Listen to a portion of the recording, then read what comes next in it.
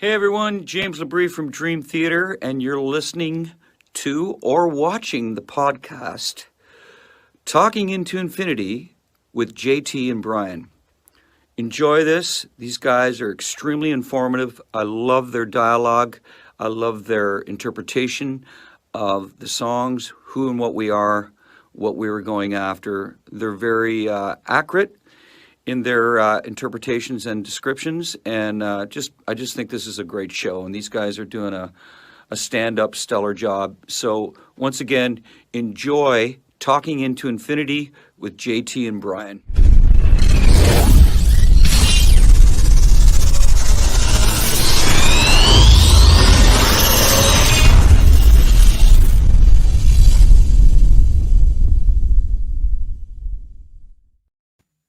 What's up, guys? Welcome to episode 26 of Talking into Infinity, a Dream Theater podcast.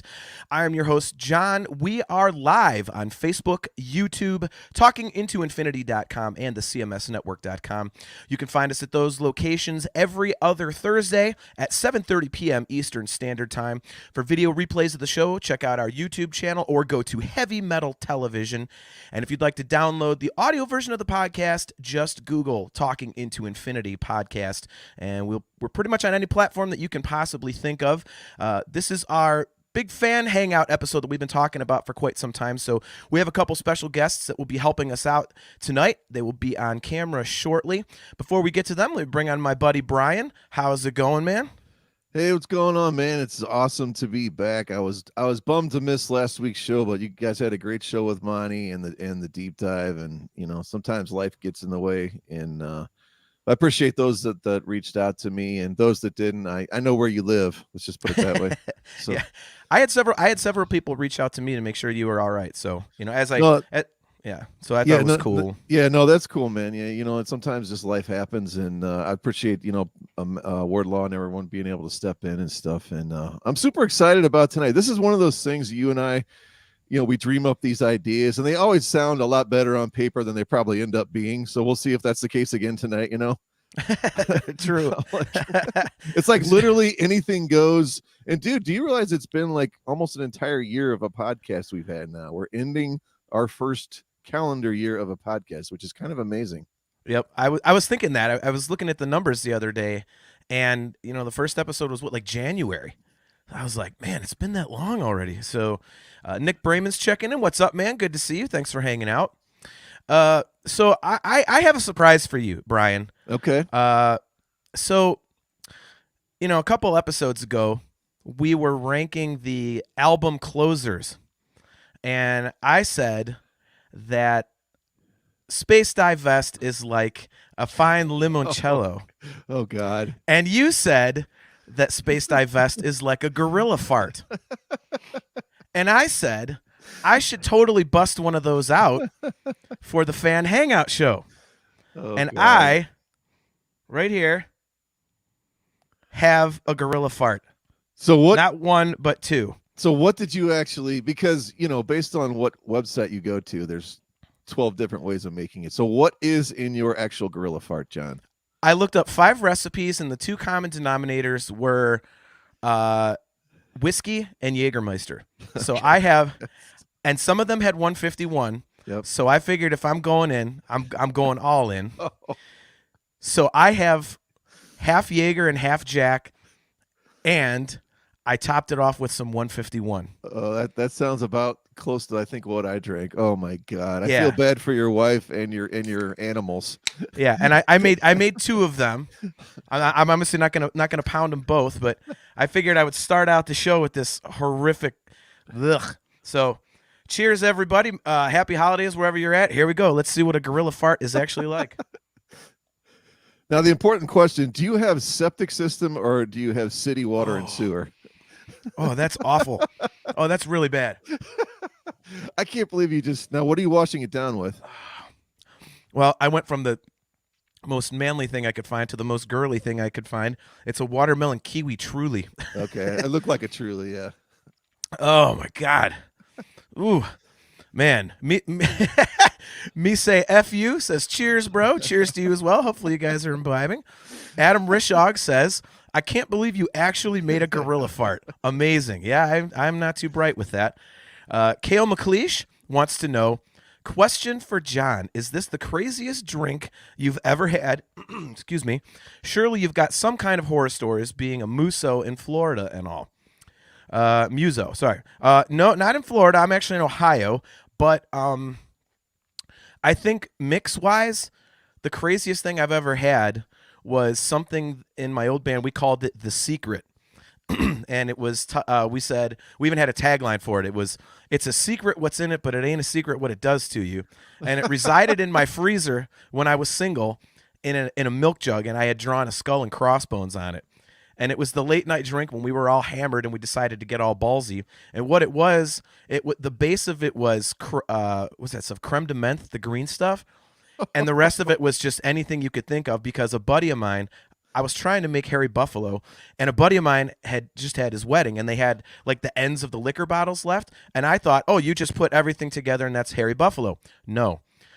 So I remember it was green. And I know there was, besides the creme de menthe, there was tequila, there was gin, there was rum, there was vodka, there was a little bit of Jägermeister in there. God. I mean, it was putrid, but that was our thing. It was in my freezer and we would always party at my house after my band would play gigs, and we would invite the crowd back. So we generally have like 40, 50 people in my little apartment. And this one night, this guy decided he thought that, it was like a rite of passage, no Dream Theater pun intended. And this poor guy, like, we just did it for fun. It wasn't like, oh, you're a total wuss if you don't drink The Secret.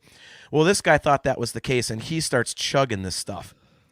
He ended up like in his car, like frothing from the mouth. We almost had to call 911.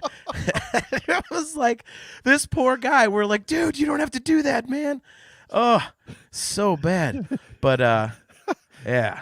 You're listening to The Spirits Carry On with John and Brian, a Dream Theater alcohol-infused podcast. Right.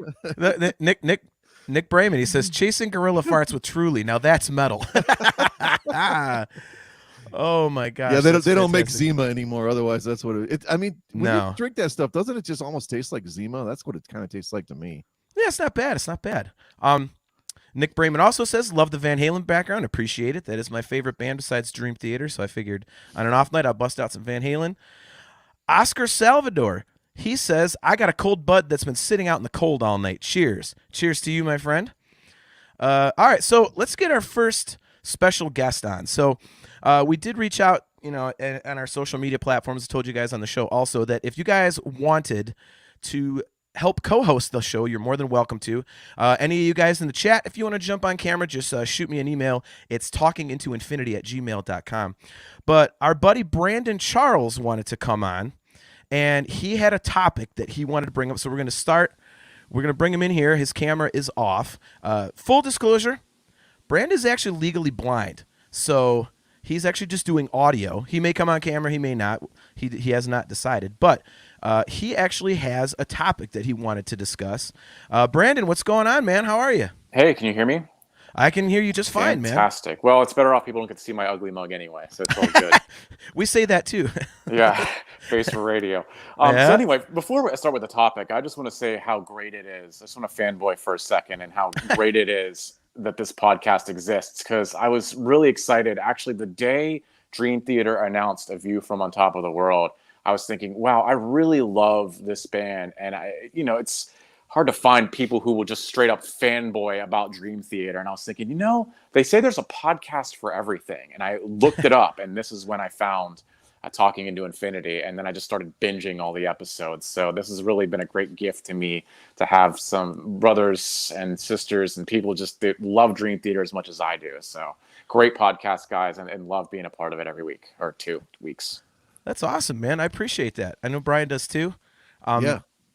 It's definitely fun, man. It's like we kind of thought the same thing. Brian actually came up with the idea. He's like, hey, would you ever want to do a podcast about Dream Theater? And I was like, wow, there's a question I never thought I would get. And I was like, yeah, when I looked it up, I'm like, wow, there's no podcasts about Dream Theater. All right. So There we go. About every 3 months, I text John late at night when I've been drinking with an idea. This is like the first out of like 12 that he's like, yeah, let's do it. The rest are like, God, no. Nice. Look at Contrary Marge. Hi, Brandon. Let's go, Brandon. That's so crazy. Adam Rishog is saying hello. Our buddy Adam Rishog says, hey, Brandon. And Nick Brayman says, cheers, Brandon. Couldn't agree more. So, Yes. let's jump into what you had sent over. So you said an interesting topic would be modern production. For example, on the album A View from the Top of the World, it's amazing how you can now clearly hear every instrument. And we are also in a time where Jordan has artificially simulated instruments. I'm curious to get everybody's thoughts on that. On the one hand, it's great because you don't have to have a full orchestra in the studio. On the other hand, what does it say about the future of music and the irony that they had an album called The Astonishing? So it is your topic. So why don't you lead us off, man? What do you think about modern production? Is it, because when you mentioned the topic, I was thinking, A View from the Top of the World, and you go back and listen to something like When Dream and Day Unite, the first record. Oh yeah, or even Images and Words. Like it's a good album. I mean, this is not to obviously say anything bad about previous albums, but the one thing I love, and the thing I think that was talked about in the documentary that they came out with after the release of A View from the Top of the World, is how Mike Mangini, for example, really wanted to make sure, for example, at the end of Answering the Call with the drums, that they could be very audibly heard. And the one thing I notice every time I listen to that album is just how you can sometimes in music, there's a lot of elements that are very compressed. They're very much buried. And I feel like this album, it really is a great statement about what you can do with music and how clearly you can make it cut out. So where I hear something new, I think everybody can say this, but I hear something new every single time I decide to listen to the album. So that's really great. And I'm not really judging either way. I think that part in I think it's 10 or 11 minutes in The View from the Top of the World, this song where Jordan does the cello solo, admittedly on the iPad, is fantastic. I love that transition. It sounds amazing. I just think it's interesting, especially want to get your opinion. I think both of you are musicians. So just as musicians, I'm curious what your thoughts would be, because it's cool that it can be done. And I think that it's really great that, especially in these times where you really can't have big groups of people together, that it's possible. But I think that it's really interesting to see that, now it's like, okay, there's more, I guess, automation happening more and more. And I don't see Dream Theater as a band to totally rely on that. But I just did think, like, yeah, they made an album called The Astonishing with noise machines. Yeah. Well, I mean, I think, the whole thing about The Astonishing, and I'm interested to get Brian's take on this because he's more so of a musician than I am. But, The Astonishing, I mean, I think we've mentioned it in passing on the show, is, it's almost like, John Petrucci's it's kind of his thoughts on the future of music and how, things are going, like you said, the modern production and, like we said right there in the first song with lyrics, Gift of Music, he says people just don't have time for music anymore. And so, yeah, I find that to be very interesting as well. You make an excellent point about The Astonishing. In terms of production, and then, I want to get your opinion, Brian, but last night I did a debate with Chris Aiken, who runs the CMS network we're a member of. And we were debating Rust in Peace versus And Justice for All. And a few people brought up production, saying that, it's such a tight race, but, they would take Rust in Peace because the production is better than it is on And Justice for All. So I think you bring up a great topic, because that can really take away from some things, because there's some great 80s records. We love the songs, but they sound like dog shit. So, Oscar Salvador, he says, I remember one of the first new Megadeth CDs I bought was too crisp with all the zeros and ones. Can't remember if it was Rust or Countdown. And those are perfect examples. Those remasters they did where they, they reamped, they remiked, they had a new snare sound and different, tones for the bass and stuff like that. And that was hard. I heard, for example, like the Symphony of Destruction, for example. I love the original. So sometimes having that production is good. I think the thing is, though, it's one thing to have that initially. Like, we have that expectation for a new Dream Theater album, A View from the Top of the World. But I think another great example is the remix they did to Pull Me Under that was on their greatest hit album. it sounds a little weird when you try to go back and do it with older music. I think it's great when you're coming out with songs, but I think that it is a little weird when you go back and try to rewrite history. I completely agree. I don't like those mixes.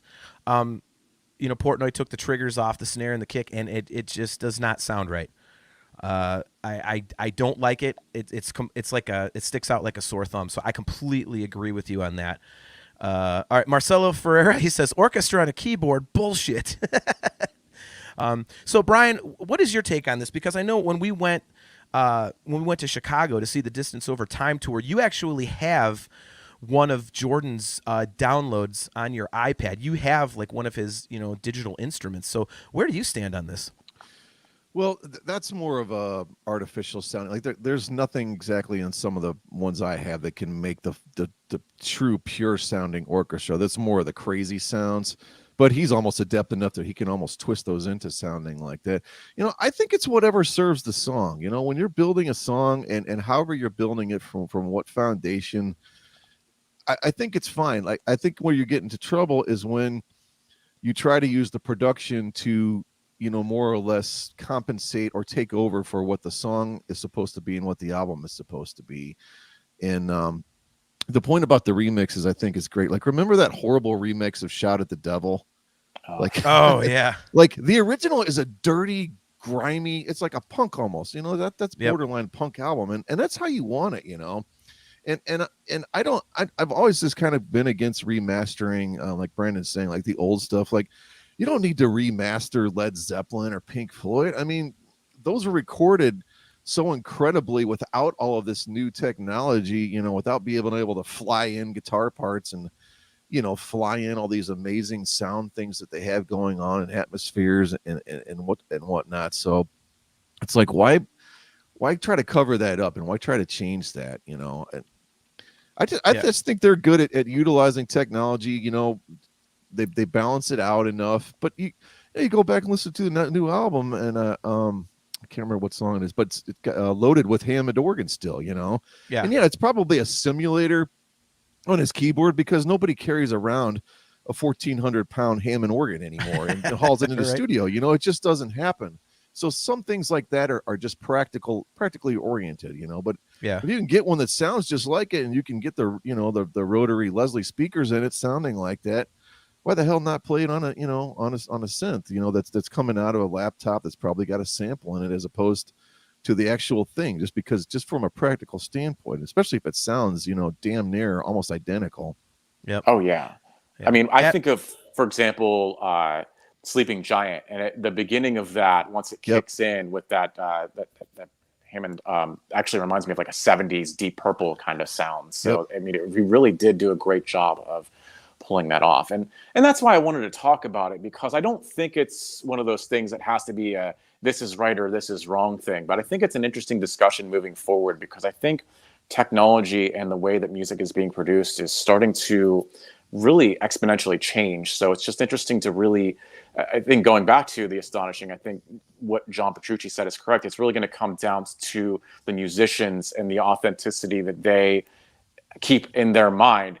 And the other, I think, thing I can reference that directly relates to this is Spirit of Radio from Rush, which is another one of my favorite bands. Modern machinery making modern music can still be open-hearted, not so fully charted. It's really just a question of your honesty. Yeah, no, I completely agree with you, man. I mean, for me, I come more from the singer standpoint because that's what I've done the most of in a studio. I've recorded bass parts and I've done a couple drum tracks, but most of my work has been vocally. And I listen to a lot of modern stuff these days, and the digital stuff is fine, auto tune and putting the drums on a grid and stuff like that. That's all fine. But unfortunately, a lot of people are really heavy-handed with it, and you can tell. And especially, I've seen a couple, and granted, they're local bands, but I'll listen to a song and I'll be like, all right, cool, I like this song, and I'll go out to support them and everything, and I'll go to a show, and they can't, especially the singers, they can't sing worth a shit live. I mean, it's basically, unfortunately, used to cover up for deficiencies. And that's the part that I don't like. The thing that I love about, those older records, I'll use my favorite band, Van Halen, for example. You had to be able to play. And even when auto-tune and stuff started coming around, people used it a little bit, but it's not nearly like it is today. Like you had to be able to play. And it's, I'll reference, the cover band that I sing in. We do stuff like Renegade by Styx, and we do Queen songs, and we've got 3-part vocal harmonies, and live you can't fake that. We don't have anything on our voices. There's some reverb obviously, but and it's you can't fake that, and yet so many bands try to fake it, and then they get live and it sucks. And That's cool that you brought up Van Halen, because I actually wanted to bring up something which I was reminded of, actually, and I wanted to also mention. It reminds me, I think there was a guy, I forget what his name is, and I don't know if you saw this on YouTube recently. He was kind of calling out the kind of perfectly timing things, how like Running with the Devil isn't exactly in 4/4 time, and how playing it, if you actually use something to kind of tighten up the timing, that it would actually take out the raw grittiness of the song. And he did an example of screwing with it. So that really just speaks to your point of, you got to let the musicians, sometimes, the note strings out a little bit extra. As long as the musicians know what they're playing, that's really all that matters. Yeah, I completely agree with that. It's that slowing up and slowing down, speeding up, like when you can hear, the live feel of the thing. It's you have to have that. I mean, you have to have it, or else it just sounds too mechanical. I mean, yeah. So Adam Rishog says, I can certainly appreciate some of the modern production techniques used these days. Take the new Neural DSP guitar plugins that most bands use now. The sound that they get from them is incredible. I'll always appreciate a live orchestra sound, but it doesn't make much of a difference to me if it's if it's computer generated or not, as long as the album sounds great. We brought up Motley Crue. Contrary Marge says, Too Fast for Love was the perfect 80s metal record. That is a absolutely obnoxious, like unforgiving listen, and I love it. It's like the songs have different production, and personally for me, any album that has a song like Livewire, I'm trying to bring up a song and I can't remember it. I mean, if you got Livewire on a record, you're doing something good. And so let's go here. So speaking of remasters, Me Say F You, a great name in the chat. One of the worst remasters, in my opinion, was Queensryche's Rage for Order. Leave it alone. It was fine as the original. I've never heard the remaster. Have you guys heard that? I have not. I have not, but why in the world? Didn't Peter Collins produce that? I could be wrong on that. I would. I'm trying to look that up just to make sure if I'm right. Yeah, but anyway, that's like one of the most insanely super polished, probably overproduced, but I love the sound of it. Like, why in the hell would you try to like expand on that? Even like that doesn't even make any sense. Right? Yeah, I mean, some things just need to be left alone. Like like he said. I mean, why are you messing with it? I mean, I think the most egregious one for me is the record I was talking about last night. Rest in Peace, because on that remaster, it's like he redid some vocal parts. Like, what the hell are you doing? I mean, you could do a song like Five Magics, and the original was like, I master Magic's 5. Like, it sounds ominous, and on the remaster it's like, I master Magic's 5. It's like, what the hell is this Muppet sounding shit? Like, I haven't heard that. Yeah, it's terrible. So like, what the hell is the point? I mean, I don't know. I mean. And I mean, Van Halen kind of did it right. Van Halen's remasters, they're a little more crisp, they're a little bit louder, but they really didn't change anything. And actually, those I even was kind of annoyed with, because, the Roth records, at least the first, I want to say 4, if not, 5 through Diver Down, they put bass on one side and guitar on the other to recreate like a live environment. And they used to always say, oh, yeah, if you're driving around in your car and one speaker's blown, you get screwed out of either the bass or the guitar. So when they remastered them, I was like, God damn it, put the guitar in the middle. Like, I want to hear Eddie. I want to hear as much Eddie as possible. I agree. So, all right, so we do have a question in the chat. So I'm interested to get your guys' opinion. So Adam Rishog, he asks, here's a question for everyone. So you guys in the chat, let us know too. Here's a question for everyone. What is a band that you love their sound on CD, but have been really disappointed with how they sounded live. Mine would be Megadeth or Children of Bodom.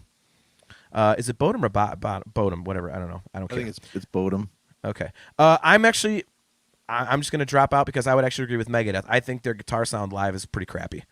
Yeah, I'm going to third that. Oh, wait, no, I've got one. Metallica. Because Lars Ulrich is quote unquote playing drums for them. And I hate the way he plays drums ever since the Black Album. I'm like, dude, you're not AC/DC. Piss off. So, all right. So, Brandon, what about you? I'm going to go with you. I'm going to go with Megadeth. I know like it's kind of the obvious, beating up on Dave Mustaine at this point, but I mean, I actually agree. It kind of, if it's not broke, don't fix it. That's pretty much where my mentality is. And I feel like Megadeth over the years has tried to rewrite some of their stuff. And I just have a problem with that because what made them successful in the first place was the fact that they were really in the boom of thrash. And now it's like, hey, here's all this new production stuff we have. Yeah. What about you, Brian? I haven't seen this band actually live, but I watch almost all of their YouTube videos when they tour. I just haven't made it to a show. But Breaking Benjamin, the singer just does not. Yes, I just did that too, Brandon. Yeah, I love, and he's probably one of the guys we're talking about that definitely does a ton of manipulation on the sounds on the album. That's a great example. The album Dear Agony, for example, reminds me of that. It sounds awesome. So I'm not going to necessarily fault him on that, but live, I don't know. He can't pull that off from basically what I've seen. It just doesn't remotely sound anywhere near. I mean, it's good. I mean, it's easy to bring up like the old guys like Doc, and he sounded horrible for years, but I think that's not really what we're talking about here. But yeah, Breaking Benjamin for me. And again, I haven't got to see him live, but luckily, I mean, most of the concerts I've seen in the last few years, like just saw Gojira, absolutely, just probably better live, in my book. Nice. I don't really have like a real letdown outside of Megadeth just because of the the guitar sound. But I mean, I've seen unfortunately I've been at shows where bands have crap sound. I mean, sorry, go ahead, John. Yeah, I was gonna say I saw Motley Crue on one of the first reunion tours with Vince, and that sound was garbage. I mean, I was talking to my brother at room volume while we're sitting in an arena. I'm like, can somebody turn up the goddamn volume? I'm at a rock show. Like, what the heck? I'm not in the library. Like, what are you doing? I will say on the flip side, Avatar, that is a band, sounds really good on album, but live, the show and they sound as good as on. I mean, just absolutely, you have to see that band live because you can listen to it and go, this is kind of a Marilyn Manson meets vaudeville, whatever. But you see something like that live, and Avatar they will just destroy you. If there's a 3-band bill, you don't want to go on. You don't want to go on after them. It's like Sabaton at this point, basically. My stepson loves that band, and he said the exact same thing. Cale McLeish, excuse me. This is a difficult one because I absolutely love this guy. Does it count if they were sick? Because the only concert I've ever been let down by was Slash. Miles's voice died horribly, but he was unwell. I wouldn't count sickness. I've seen shows where the singer was sick, and you kind of I especially as a singer myself, I give anybody credit to have the balls to go out there and not cancel. I mean, it sucks that they're not sounding the best, but they're trying to give you what they have. So I can't really count that. And I would tell you, Cale, I've seen Slash on pretty much every one of his solo tours because my wife Stephanie, Slash is like Guns N' Roses is her favorite band, and she absolutely loves Slash. And man, go see him again because Miles live is just absolutely incredible. I'd say that to anybody, but well, yeah, and if you know anything about Miles, like that guy treats his voice like like it's $1 million just sitting in his throat. With he's got like a safe on it, and I mean he does nothing but completely take care of his body and his voice. So if he sings bad, it's the person that feels the worst about it's going to be him. Yeah. Well, so here's another question for you guys. So Oscar Salvador says, perhaps Crew, since Mick admitted they used tracks in addition to playing live. By the way, is that not one of the worst kept secrets you've ever heard? I mean, when you just know it. I mean, that those backing vocals that Nikki Sixx is supposedly singing, especially in stuff like Girls, Girls, Girls, like you don't have that range. Wild Side. Yes, another perfect example. Yeah. So where do you guys stand with bands using tracks live? My cover band uses them obviously for like keyboards and stuff like that, or like, horns, because we do dance music here and there. But I mean, Brandon, where do you stand on bands actually using tracks? Like, I'll give you an example of one that doesn't bother me. Seven Dust has some tracks because they've got all kinds of wild production on their stuff. And I don't care. Seven Dust is absolutely phenomenal live. Yeah, I agree. Like Animosity comes to mind, for example. Oh, yeah, what a kick-ass record. I mean, there's a lot of like electronic drumming. In addition, though, to more, this is the thing, and I think Seven Dust is actually a great example that'll prove my point. It's not an album built on electronic drumming. There is parts of it in there, but Morgan Rose is actually playing over it. So I think my answer to that would be, how much is a band relying on that? If it's a feature and it can be used as part of it, then I think, hey, that's cool. It's great. I think actually this kind of leads into the whole entire discussion that we're having now, like even with what Jordan was doing on the album. If it contributes to how good the album is and it's being used tactfully, I have no problem with it. If it's being used as a sort of lazy crutch, then yeah, and you can tell the difference. Yeah, I agree. What about you, Brian?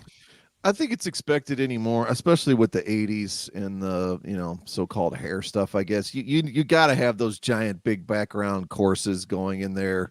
Otherwise, it's just going to sound thin and just sound weak. So I don't think it really bothers me, at this point, to know that, Nikki Sixx or no one else could sing those parts. And they probably couldn't sing them in the studio. They had someone else do them, or they layered them 17,000 times, Yeah, it's like I don't know if you guys have seen this, but there's a documentary about all of the Nightmare on Elm Street movies, and for Dream Warriors, they actually have a couple little blips where they interviewed Dokken about the song, and Don said, he's like, man, I can't do that live. He's like, I couldn't do that live back when in 1987 when this came out. Like, I that's one thing I've never understood, man. It's like, these guys, like, I don't know, maybe this is just me being insecure, I suppose, but whenever I've tried to write vocals, I've always tried to keep the live environment in mind. Kind of, we talked about this, when we were talking about the new record. James seems to be doing that on A View from the Top of the World. Very, very, very smart outlook. But so many of these guys write, like, well, I can hit this super crazy high note one time, so I'll do that in the studio. And it's like, man, I don't know. I could never do that, because I'm like, if I'm going to go live, I want people to hear exactly what they hear on the record. I don't want to be like cheating notes because I did something I can't recreate, Eddie Trunk talked about this, actually, I think a couple years ago, and it really got me to thinking about music and bands. And he was talking about how a lot of these bands kind of paint themselves into a corner. Like, when you're younger, yeah, of course you can do all this and that. But, at a certain point, you're not going to be able to wail and scream and do all those notes that you're going to be able to do, to Brian's point. So it's kind of, that music holds up as far as how great it is on the album, but it does paint a band into the corner. I think Robert Plant's a good example of that. Oh, yeah. Mm-hmm. Yeah. Although man, I love that 2007 record, the what was it called, Celebration Day, when they did the one-off reunion show. I tell you what, man, you go listen to Kashmir on there, and when he gets in the middle, he's like, woo, yeah. I mean, he's tuned down, but my God, he gets that note. You're like, it's like goosebumps. Like, that's Robert Plant. Yeah, I forgot to mention when we were talking earlier, I went and saw that Bon Jovi drive-in concert, and man, oh yeah, you talk about a voice that just, I don't even know. It's like he's really just trying to figure out, is there a way I can get these notes out? And I don't know. It just doesn't sound. And I don't know if how many people saw the last, that document, the Rush movie I saw. In the last couple of years, Geddy Lee, you can tell he's clearly enunciating and singing in a different way to try to get the notes out on all these songs. Yeah. And it sounds a little bit strange, but once you hear him do like half a song, you're like, okay, I can see what how he's doing it here, and it doesn't really bother me. But man, that Bon Jovi thing, like, I almost felt sorry for him. It's almost like he's up here and he's like, I don't even know how to approach this, because it's like short of like putting everything down 2 steps. Like, I don't know. It was uncomfortable. Plus, they just deluged you with all this new stuff that's just like, crap. I don't know what yeah. That's a good word for Honestly, it. Crap. A gorilla fart. Yeah. Yes. Well, it's funny. It's funny you mention that, because it kind of leads into a comment in the chat real quick. But I I was doing a thing with Aiken one time. We found a video, and you guys should look this up because it's like really bad. And it was during COVID.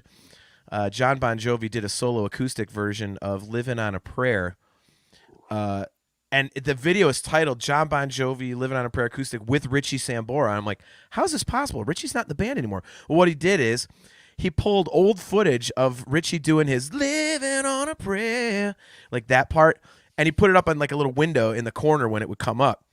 But sometimes it was off time and stuff like that. And John was singing like this, like it was like he got new teeth and couldn't sing around him. Like, what the hell are you doing? It was so bad. And Oscar Salvador, he says, I saw Alice in Chains in their early days. In the later days when Lane lost his teeth and he had a lisp, I think it was okay to increase echo, reverb, or whatever it was. Yeah. Actually, if you can hear that lisp, if you go back and listen for it in the Unplugged show, you can hear that. And especially those 2 bonus songs on Music Box, it's all over that. And I read a Alice in Chains biography, and the guy who recorded it was saying, like, he had to do all kinds of tricks to get that out of his voice. And sorry. No, go ahead. I don't want to cut your point, but speaking of lisp, man, did anyone know Kevin Cronin had this lisp before? I never saw this. No. Yeah, where did this come from?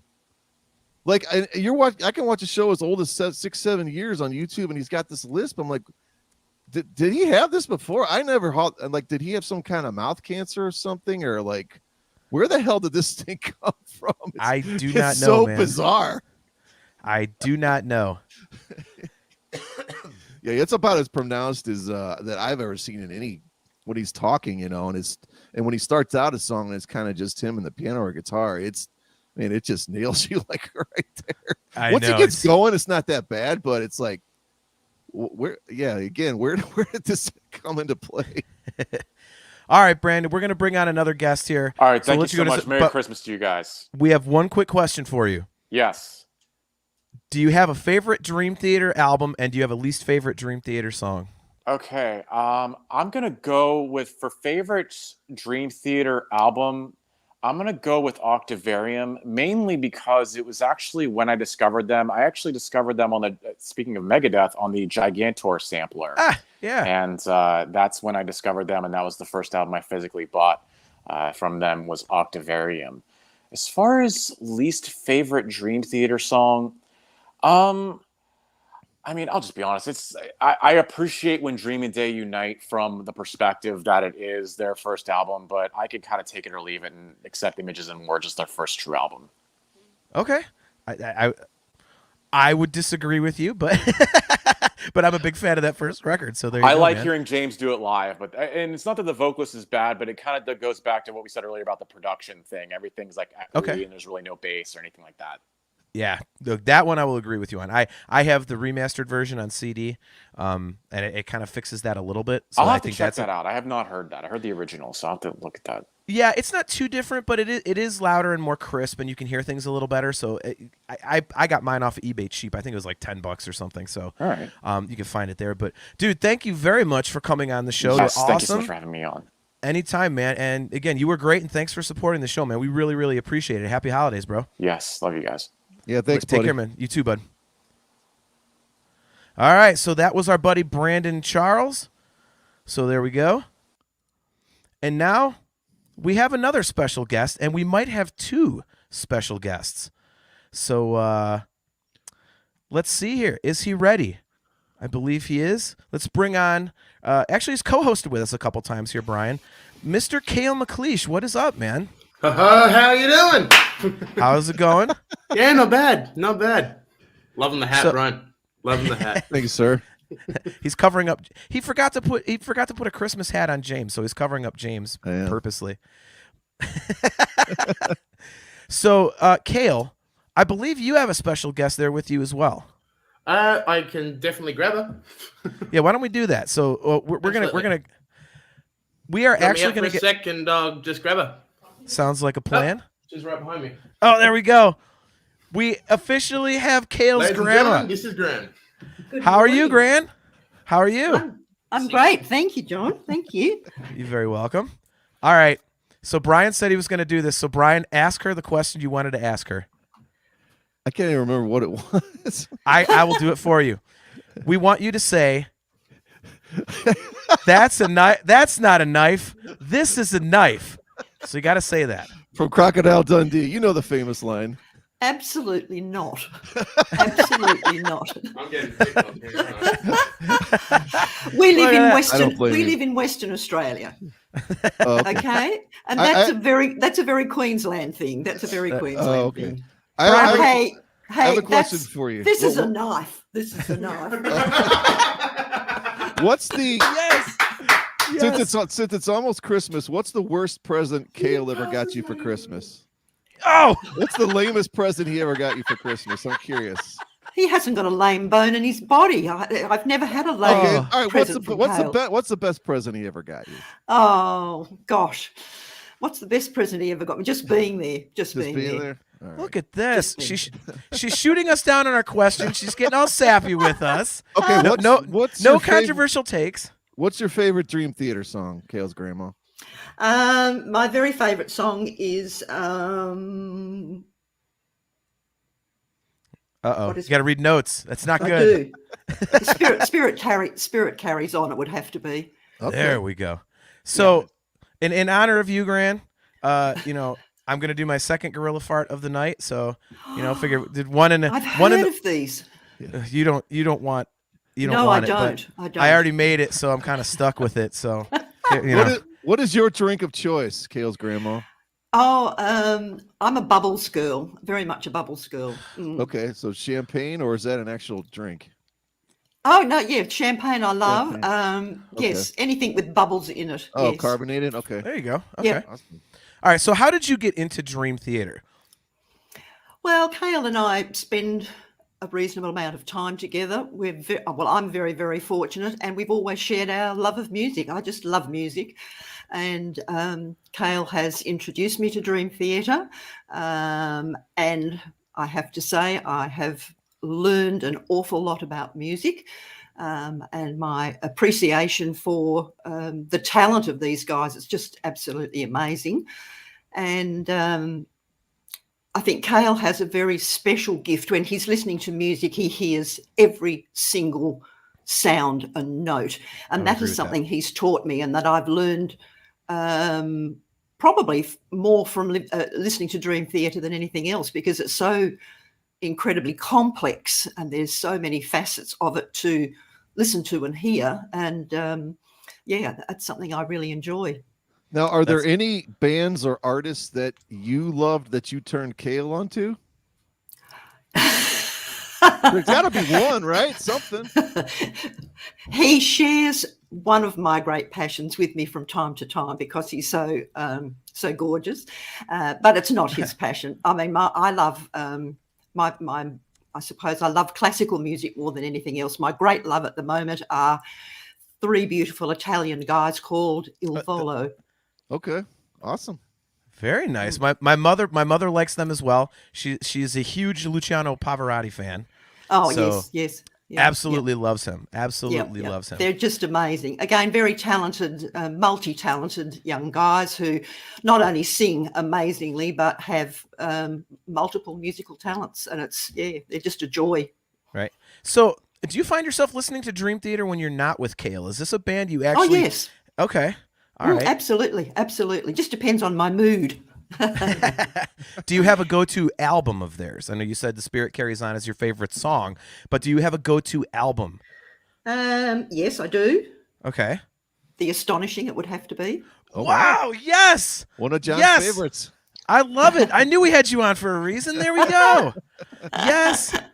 That was the first album that I listened to from go to woe, shall we say. Okay. And I listen to it constantly. Yes, I love it. It's beautiful. That is So what is your favorite aspect of that record? Because I love first of all, I love that, you know, the way that the musical climate is now. People don't have a long attention span, and yet they put out a 2.5 hour concept record. So that to me is fascinating, and I love this. It's almost like listening to a movie instead of watching it. So I like that. What is your favorite aspect of that record? Oh, that's a very difficult question to answer. I love the length of it, and I love the fact that I can turn it on. And I mean, you would rarely walk into my home and not hear music, because I just play music all the time. So I turn that on, and I'm just in that zone for without having to think about what I'm going to listen to next for quite some time. Yeah, I don't have to go and press replay, because it just keeps on and on. It's just wonderful. Now, are you playing the CDs, or is everything like Spotify digital, or what's your no, CDs. preferred? CDs? You still love CDs? Wow, Okay. physical product. I like it. Awesome. Yeah, no. Very I cool. like Kale. I appreciate to have the item in my hand. With my passion for Il Volo, they are not super popular in Australia. I discovered them by accident, by cruising around, as Kale has taught me to do, on the internet. So I have to order things and wait for months to get them in. Yeah. Oh, wow. Now, you've seen Dream Theater live, correct? If I'm remembering correctly, you and Kale saw them once together, or have you not? No, I haven't seen them live, unfortunately. Okay. No. And would you go to a Dream Theater show with Kale? Absolutely, I would.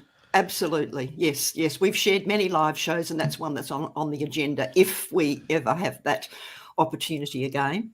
What's the best live show that you and Kale went to together? Or just give me a couple, whatever. What were some of your favorites? Les Mis, Phantom, okay. Lion King. We saw Elton John last year. He was pretty awesome as well. Wow, yeah, nice. That's a good word for him. Yeah, awesome. For sure. Yeah. And we're going to see Two Cellos next year. Oh, God cool. willing. Wow. We've got our tickets. So yeah. Very cool. Yeah. Well, thank you. We'll turn it over to Kale. We don't want to bother you Awesome. too much, but we had to have you on because Kale mentions you all the time. You're kind of like a star, to us. So, How he mentions you a gorgeous is lot. that? So, well, Thank you. No problem, man. And it's been an absolute privilege. Thank you, and have a lovely Christmas and stay safe. Wear your masks. Yes, I You too. completely agree with you. Yes, Grant, it was awesome to interview you. Thank you so much. Happy holidays. Merry Christmas. You too. Thank you. Merry Christmas. She's the best. That was awesome. Yeah. There you go, chicken. Look at that. I don't think we need to have Kale on anymore. We'll just have his grandma. Yeah, And she was worried about it. Nah. All right, Kale. So thanks for coming on. We just wanted to let you know that we're dumping you and keeping your Grant on for the rest of the show. So I do want to say one thing before we get into our next discussion topic here. I got to tell you, Kale, like Brandon said, he was, quote unquote fanboying out at the beginning of the show. Brian, if you want to jump in on this, I'm sure you agree, but Brian and I both really appreciate you. You and Adam are our first two viewers, listeners, whatever. And I know, especially me, you tuned into my Star Wars show, you tuned into my one-off last night, and we really, really appreciate you coming on. And I know it's 12 hours, you're early in the morning over there, and you still jump on to check out the show, man. And we appreciate it way more than we could ever express. So thank you. Absolutely, man. If you guys didn't put out great content all the time, I wouldn't keep watching, but started watching Brian's stuff on CMS. Which one was it that you sent me? It was the Megadeth coloring book, yeah? Oh, yeah. Yeah, and then I started following along from there, and and then you've got the Star Wars show. Hey, anyone that could sit through John's Star Wars podcast deserves Hey, I don't mean so much for John, but some of your other people on there. I don't know, man. Man, it's a fun show. Don't be ripping on the Nerf Herder Council. No, I'm just messing with you, man. That was actually really fun because I was down with the cold when you did the Phantom Menace watch along. Oh, so yeah. It's like, oh man, it's hot, it's humid, I'm sweaty, I don't feel good. I want to watch a movie. There you go. The podcast. They're just like, well, at least now I don't have to pick the movie, and it can still be communal. I was watching at one point when Kale was on, and all the questions he was asking, I'm like, yep, this is John's best friend for life now. Because I had no idea about anything at all you were talking about. I just have a baseline of the originals and seen the other ones. But my wife makes fun of me constantly because I've got the two shows, and she's like, you have the two nerdiest topics ever. You talk about Star Wars and Dream Theater. Dream Theater's cool fun, and everything, but yeah, it's like I'm like, yeah, it's nerdy, but it's great. It's a good time. So absolutely. So Kale, did you have a topic in mind? I thought you said you had something you wanted to bring up. Well, I'm figuring at some point you're going to bring up everything Dream Theater, but I'm thinking for me it's Christmas Eve. For you guys, it's December 23rd. Why not bring up a very special one-off that happened last year and talk about Holiday Spirit Carries On. Did you Really listen to that, cool Brian? medley. I did, yeah. I forgot to check it out again this year. That was very cool, though. Now, did you guys buy it? I bought it. I did not buy it. Yeah, when they put that out, it was specifically they were trying to raise money for the road crew, because COVID had shut everything down, and they were trying to help their their crew get paid. And I actually only found out about it this year, to be honest. But really, yeah. oh, this sucks. Okay, so we were supposed to have another guest on. Rock and Roll Podcast was going to jump on, and he says, "Hello, everyone. Happy holidays. I'm sick with a stomach bug, so I won't be able to join tonight. Sucks." Well, that sucks. We were wondering why you didn't jump in, man, but hopefully it is not the COVID, because that's going crazy here now. So hopefully you're feeling better soon, buddy, and hopefully you have an awesome Christmas. So we'll get you on sometime soon here. Yeah, feel better, buddy. All the best, dude. Yeah, I would personally love to see an entire holiday Dream Theater album, even if it's just all instrumental, why the hell not? I wonder if they would ever, do it. Really? Yeah, I hate that. Like, I don't know that they would. I love Trans-Siberian. A lot of people can't stand it. I think it's really cool. I think it's different. It's unique. It's great to see it live. Trans-Siberian kind of has that vibe to it. It's like, well, yeah, that's the point of the band, exactly. Yeah, I'm with you, Kale. Like, I mean, that's the point of it. You know what I mean? Like, well, maybe we don't need a 75-minute album, but I don't know, maybe like a 50-minute album of just jam out on. Just do them Dream Theater style, so they're even heavier and even more progressive. I think it would be cool. But I'm in the minority here. It could be fun though. I'm not gonna lie, it would be fun. I just don't think I see it. It's never gonna happen. It would ever gonna happen. No, it won't. Well, I look at like the Rob Halford Christmas albums, and I love Rob Halford. Don't get me wrong, but I'm like, dude, what are you doing? So, but I have to admit, like Dream Theater, kind of progging up Jingle Bells would be pretty hilarious to hear. Which they've now done twice, if we count that little thing in Octavarium there, haven't they? Yep. Did you see that Slayer thing with Jordan Rudess? Yeah. No. It's Holiday Seasons in the Abyss or whatever it's called. Yeah. It's the most ridiculous thing you've ever seen in your life. It's Jordan's in it, and Charlie Griffiths from Haken's doing one of the guitars at least. No it's kidding. Pretty. It's out there, man. It was intense. And the funny thing is, I did a show here in Bunbury last year. We headlined the Carols concert. We literally called ourselves Slayer, and then I found out I was just like, you bastards stole our name, didn't you? That's hilarious. It's good to know that for once I was ahead of Jordan Rudess. Holy dark only time that's ever going to happen. What is wrong with you guys? Yeah, I don't Everything. know. Haven't you learned that by now? I don't know, man. I think I'm worse off than you guys. I'm the one that did a pair of freaking gorilla farts tonight. So yeah, well, like that's So Kale, would you ever drink a gorilla fart? I don't drink, so probably not. So is that like a conscious decision to never drink, or I mean, you don't have to elaborate. But when I was turning 18, I got Trooper beer from my dad for my first drink. That was it. Well, Kale, nobody drinks beer for the taste of it, just to clue you in on that right now. Yeah, but it was just that first hit was so intense and just that it was just like, cool. I'm done. This is cool. That's how I was like cigarettes. Like, okay, so you want to actually inhale this and put this in your lungs and your mouth? No, thanks. Yeah.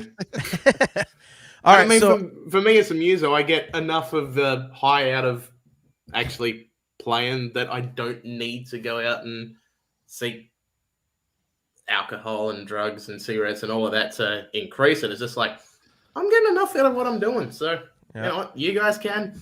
I'm good. I have to drink to deal with my co-host mostly. It's really right. I mean, I'm with you, Kale, because I get to, I'm very blessed. I get to play in front of some pretty big crowds with, my cover band. But we do, my drummer and one of our two guitar players and I, we kind of like bourbon, and my drummer will always bring like a different bottle of bourbon, and we, in set breaks we'll have like a little bit of stuff, just to have a good time. And we got busted one time. A venue actually, I couldn't believe it that they were kind of being this way because they sold alcohol, but they were like, oh, you can't be doing that. Like, they heard us going, yeah, let's go do a shot. And they're like, no, you can't do that. Like, we'll shut the show down. We're like, what the hell? So the next show after that, my drummer said, hey, I got to go change my shirt. You guys want to come? And we were like, no, we don't want to see your man boobs flopping around. He's like, no, trust me. You want to watch changing my shirt. Yes. So we're like, he's like, no, trust me. You want to change your shirt? I was like, okay. So we go to his, the band vehicle, which is a Suburban. Of course, we call it the Bourbon because, we're bourbon guys. And he opens up the back hatch and there's a pile of T-shirts. And he looks around and pulls the T-shirts up, and there's like 3 bottles of bourbon in there. So ever since then, we've called it changing our shirt. And then, like, if it's in a set break, and my wife's like, "Where you going?" I'm like, "I'm going to the laundromat." She goes, "Oh God, here we go." By the way, that wasn't the story I wanted you to tell when I was bringing up your crazy drinking horror stories, and I think you know the one I wanted to hear from you. Which one? The leg. Oh, yeah. We got that show again. So everybody get ready to be grossed out a little bit. So we play a show, like my cover band plays in little podunk towns. It's like hillbilly hicktown stuff. And there's one of the best ones it's in a little city called Cridersville. It's in Western Ohio. And it's the Firemen put it on. So they asked us to headline, and they had to unfortunately not do it the last 2 years. But this year they're doing it again, and they got us back. Well, the first year that I was in the band, and we did, I think it was like 5-6 years ago. This guy comes up to the stage, and he has a prosthetic leg, and he takes this prosthetic leg off, and he holds it up to me as I'm singing, and then in his other hand he's got a beer. He's like, "Drink a beer out of my leg," and I was like, "Okay." Like I'm one of those guys. Like, it's like, is it disgusting? Yeah, but if it's gonna get people to be like talking about the band and it's like a promotional tool, like I will do it. I'm terrible like that. So, this guy hands me a beer, and I hear my wife in the front row to my left going, no. But I did it. I cracked the beer. I put it in this guy's leg, and I literally I shotgunned a beer out of a prosthetic leg. And the guy came back the next year. He's like, "Hey, remember me?" I'm like, "Let's do it." And now it's become a thing. To the point where it's funny that you mentioned that, because we put that show on our calendar. And that guy actually emailed the band last week and said, "Hey, man, I got the leg and the beer waiting for you." I'm like, "I'm all in, dude." The only change is that I have a book bag that I carry around with me. It's got like gaffer tape and Sharpies and paper and all because I don't have to do a lot of gear and stuff like that. I carry stuff that helps the band out, batteries, all that kind of stuff. Well, now if you look in my side pocket, it's got a little mini bottle of Scope. So specifically for the Cridersville Firemen's Jamboree, so that when I do that, at least I can, rinse my mouth out and still get a kiss from my wife. So that's brilliant. Yeah. I'm waiting for the person that walks up with a prosthetic ass. "Hey, drink a beer out of." I'm going. Look, if I've done 2 gorilla farts and had a beer out of a prosthetic leg, I don't think a prosthetic ass would be too far behind. No. So, yeah. No pun intended. I think that would be a little bit too much. "Hey, drink a beer out my ass." You know what's great is if people are tuning in like, "Oh man, I found this Dream Theater show. I'm going to listen to them live." And they tune in, and this is what they get. Like, the host Imagine talking if about this is your first episode. Imagine if this right now is your first experience of the Talking Into Infinity podcast. Ladies and gentlemen, I apologize. But don't apologize. This Christmas. Exactly. So yeah, if this is your first time checking out the show, trust me, it's actual Dream Theater content. Outside of this, we promise it's not all this goofy stuff. But it's normally nowhere near this bad. It's worse. Oh my god! Yeah, no. When we start nerding out, we start nerding out. Yes. So so Kale, I kind of want to go back to something that we were talking about with Brandon, because Queensryche is a band that Brian and I absolutely love. I personally love them with Todd LaTorre. The 3 records they've done sound like vintage Queensryche. They're fantastic. They sound great live. Have you heard? Are you a Queensryche fan? First of all, Not massively, no. well, there goes that conversation topic. All right, thanks for coming on, Kale. I'll go along with it. What's the next part of that? I was going to ask if you had heard the remaster of Rage for Order, and obviously you have not. I have not. That is, I've gotten into the 2 Mind Crimes, but that's probably about it. Oh, you got into the second Mindcrime. Ugh, really? Well, you're the one person. I knew there was one out there. You're that guy. I streamed it. They didn't make much money off of it. It's so forced. You just can't you can't just try to make something like that. It has to be like a natural thing. Yeah, I mean, are you a fan of the first one though, Kale? I mean, at least that record. Much more so than the second. Yes. Okay. I don't have you.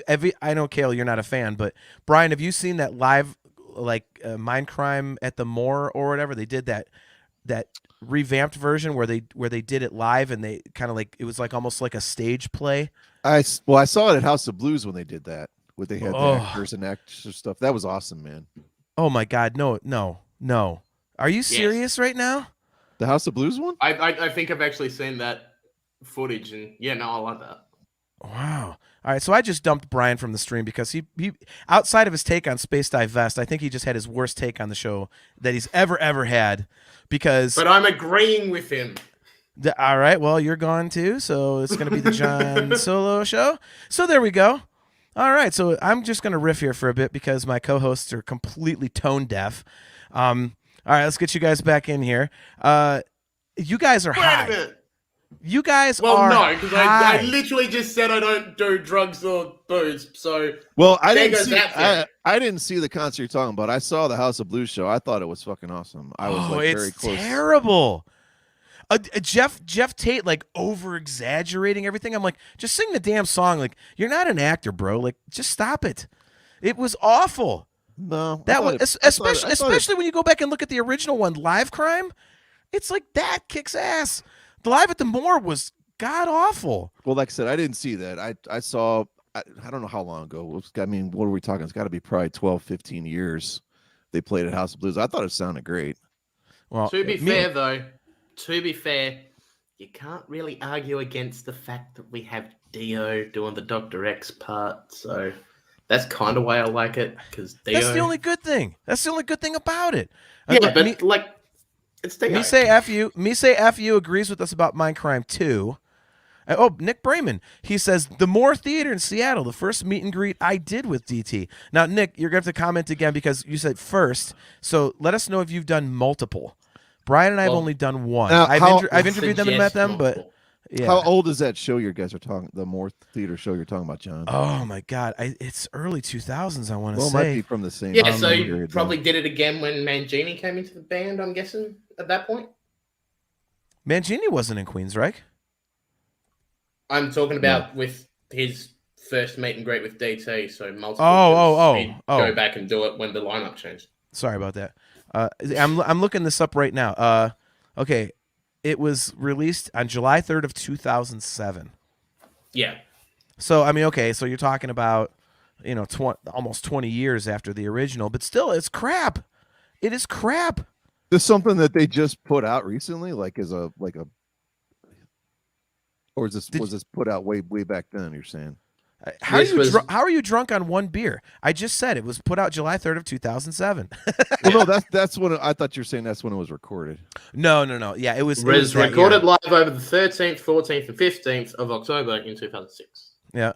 Okay. I'm looking at the same article. I don't know. I mean, I guess I understand what you're saying. I saw it. I thought he sounded great, and I thought it was kind of cool the visual it added. But they started. I think they did like a 10 song kind of like when we saw the Images and Words things.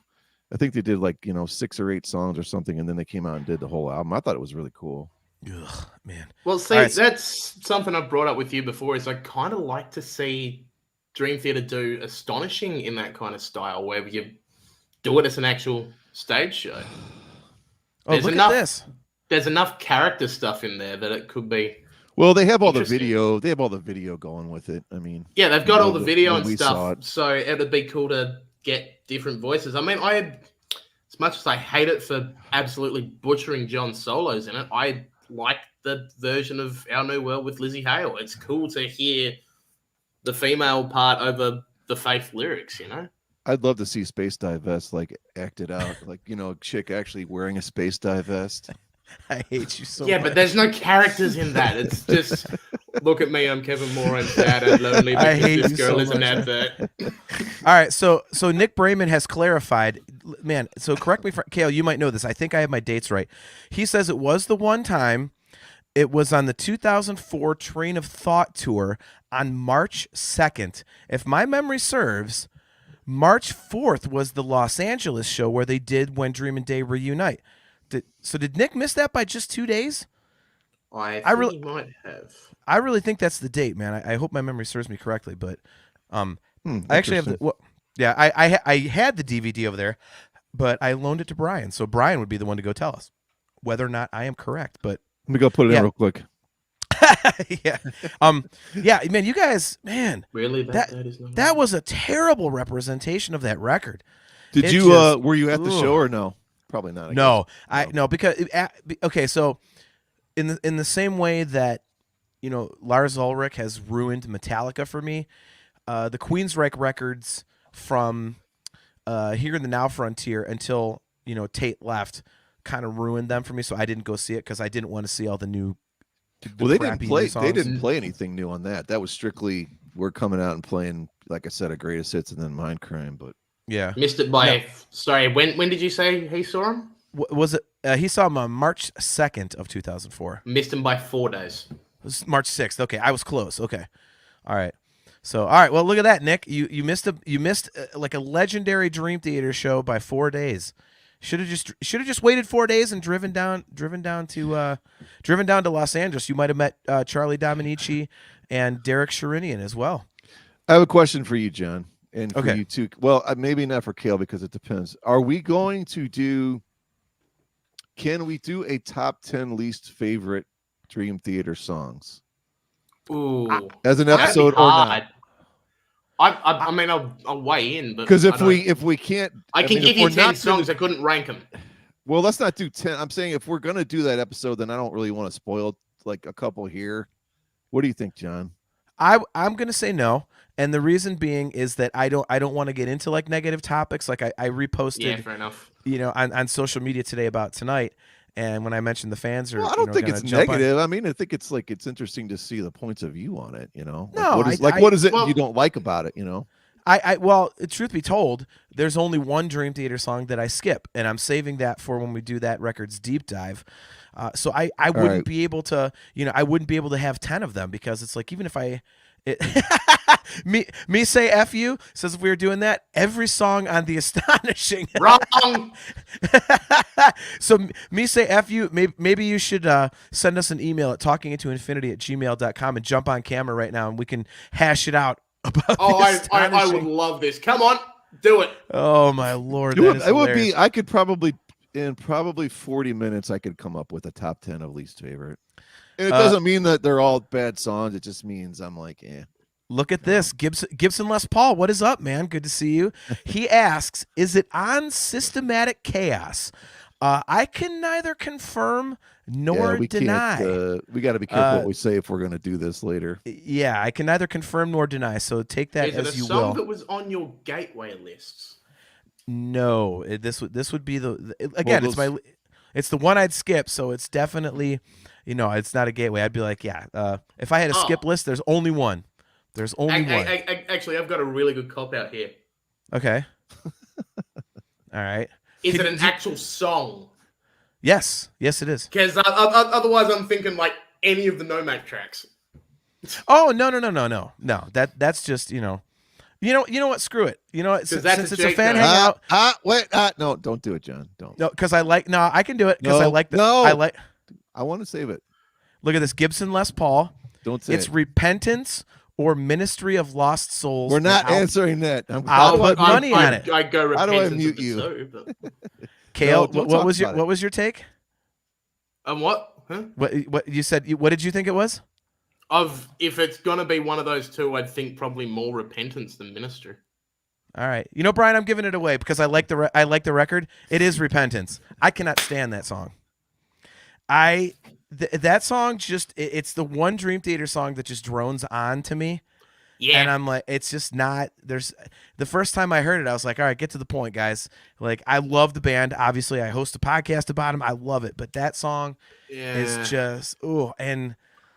You know, I can tolerate everything else. Ministry of Lost Souls, by the way, that is another one I'm not a big fan of, but I'll listen to it. That's Repentance, actually Brand's ringtone. I don't know if she brought that up. Yeah. Oh no. Okay. The yeah. Last lead bit. The okay. Yeah. Yeah. Every time my phone goes off. Yep. Gibson Les Paul. He says, I called it. Yes, you did, man.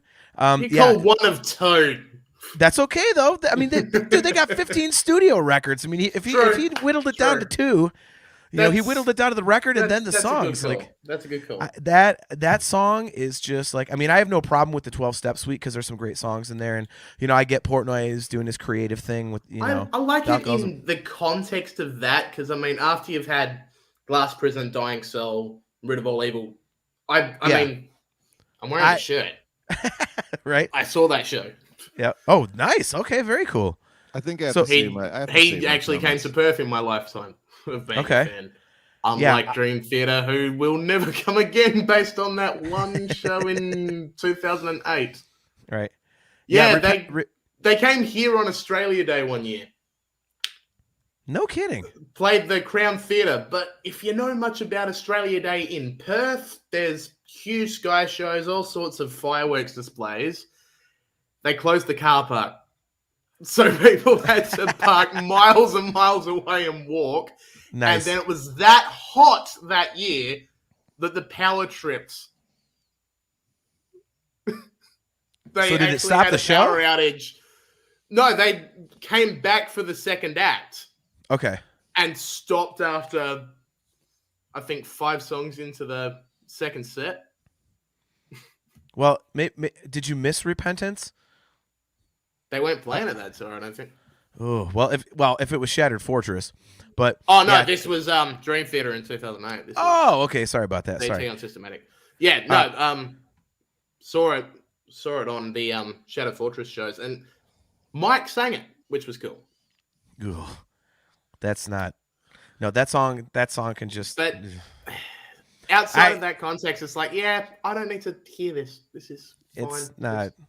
Like, I get it. Like, he's bringing friends on to, you know, he had Steven Wilson was the guy that doesn't like Dream Theater and kind of went on and he, you know, because they've got all those recorded parts about people saying, oh, I was a dickhead to this person or I did this, that, and the other. Like, and Steven Wilson kind of like apologized for being a prick about Dream Theater in the press because, you know, they're big fans of theirs and he kind of crapped on them. But I'm here today to confess to you that what I did was wrong. Yeah. I'm like, oh my God. Like, Let's move on, please. Like I get it, but that's the one song going on after that. That's just like, okay.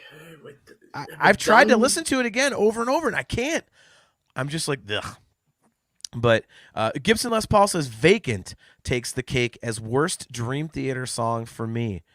That one's hard for me to complain about because it is just kind of like a cello, and it's almost like a somber, dark wait for sleep in a way. It's kind of like that little, you know, cleanse your palate song, you know, near the end of a record. Intro says something, really. Yeah. Brian, do you have a least favorite? Well, we did our deep dive. Keep going. Sorry. Keep going. When we did our deep dive on that album, I think we kind of came to the conclusion, like, okay, what is this even kind of doing on here? I don't know that I buy that it's an intro. It might be.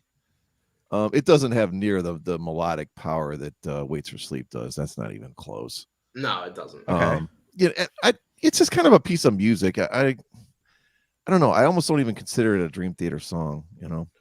Well, really? I see it as the intro to Stream of Consciousness because it's building on that. Yeah. No, that's hard to argue. Building on that, exactly, and then boom, into the guitar. And I understand that. It's a little too goofy to even be on that album, I think, but whatever. Yeah, I don't know. It's the fact it's on Train of Thought, it's off. I feel like it should be on like Octavarium or something. I don't know. Yeah. It feels weird on Train of Thought for sure.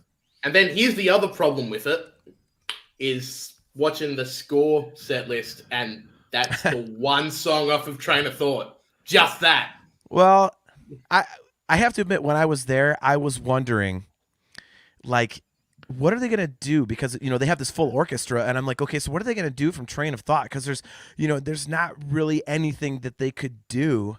And so when they busted out Vacant, I was like, all right, that makes sense.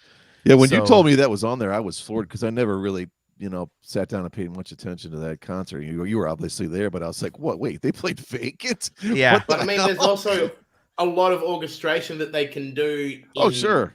consciousness. So why not do both bits while you got them there? Yeah, Good point. you'd made that point before, and I would agree with you on that one. That's a very good opinion. The only That's other one, literally the only thing I'd change about that show. I don't think I would even change Vacant, because I think, as much as it's not a song that you go back to a lot, I think it's definitely something when you see it live with just James and a cello. It's something cool to see live. It's one of those like live. Yeah. It's cool, and you're like, oh wow, this is so intimate and stuff like that. But yeah, on record, no, not so much. So Actually, speaking of score, we watched that documentary last night. Yes. Around the 43-minute mark, there's a dude with a very similar voice and a Majesty tattoo on top of what looks like a 5150. So, thinking that might be you up there. about 75 pounds lighter than John. It Sorry, really by was. 75, I mean 80. No. It really was, man. Yeah, that was, and you can also see me in the very end when they show that panoramic view of the crowd in the lobby. If you look like pretty close to the middle, like you could see me jumping up and down. Like if you see a guy jumping up, it's only for a split second that they show that shot. But yeah, that's me jumping up and down too. So yeah, that's like my little claim to fame. And then my name is in the back of the souped up version of Lifting Shadows, the Rich Wilson biography. So we are about to have a debate. So I love debates. Me Say F You has taken us up on our offer. So we are bringing on Me Say F You. His name is up as Steven Gonzalez, and we are going to debate The Astonishing. What is up, man? What's up, guys? Good evening. All right. Good morning, wherever you Good are. evening and good morning to you, Cal. Yes. So where are you at? Where are you at, man? Fort Worth, Texas. Oh, nice. Okay, very that's cool. nice. Okay, so you're an hour behind us. Okay, so right now it's 7:47 your time. Exactly. Okay, Oh, so Lord, it's 9:47 for me. so you accepted the challenge. I love this. So you wanted to debate The Astonishing. So you are the new guest host. So you have the floor. You start us off, man. I mean, in my opinion, it's just not the best of much at all. I don't have a worst album, but this one would be my worst album because it's just not great in my opinion. I mean, the music's good. The storyline is horrible. I just don't know what else to say. I like the old school stuff. I like, anything, from Awake. I like anything from, Infinity. And, those are two of my favorite ones. Good call on Infinity. Okay. The 6 Degrees. I followed that, in 3 different states, so that one, was an awesome one to me as well. So to get more of your perspective, what are your thoughts? So you love the old stuff. What are your thoughts on the newest album? I'm curious. I like it. Okay. When it first came on, I listened to it probably 3 different times all the way through, and I was like, well, it doesn't seem overmade, engineered. The drumming kind of chilled down a little bit. I'm going to be honest, not the biggest Mangini. I like Portnoy. But I think Mangini would just pushed and was just trying too hard. And I think this time he finally just said, you know what, I'm going to relax. I'm going to beat the hell out of these, out of the skins. And, this one's, I like it. Okay. It's good. Wow. just I was curious for a frame of reference. So before John chimes in and tells you you're insane about the Astonishing. Hey, look, Gibson Les Paul agrees with me, man. Gibson Les Paul says the Astonishing is superb, so I am not alone. I'm not dying on a hill all here. right, well, you'll get your chance. Hang on. So I will continue to debate this to this day, that the Astonishing is in no way, shape, or form a Dream Theater album. It is a borderline John Petrucci solo album. And maybe you could call it a Petrucci Labrie album, even though I know Jordan Rudess had a huge part in writing and did all the orchestration, all the piano parts.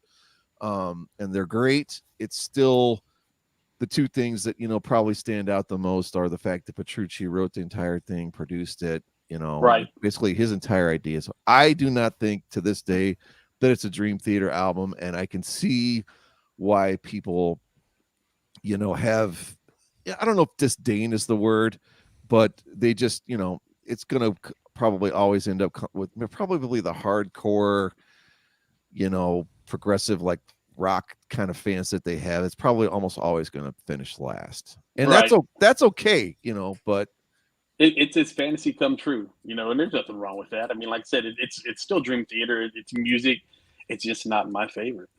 Okay. Yeah, but I mean, within that is the point. It's Dream Theater. We're finally getting a Dream Theater album, aren't we? I mean, if you want to think about it.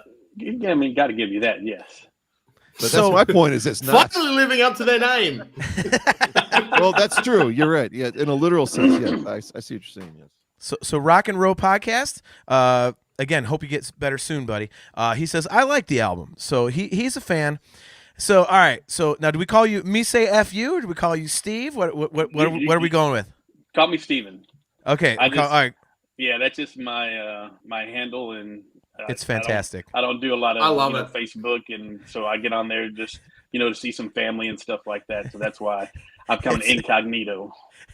Well, I love how you get in Facebook prison for calling some pervert a wanker, and yet he's allowed to just go around calling himself me say F you.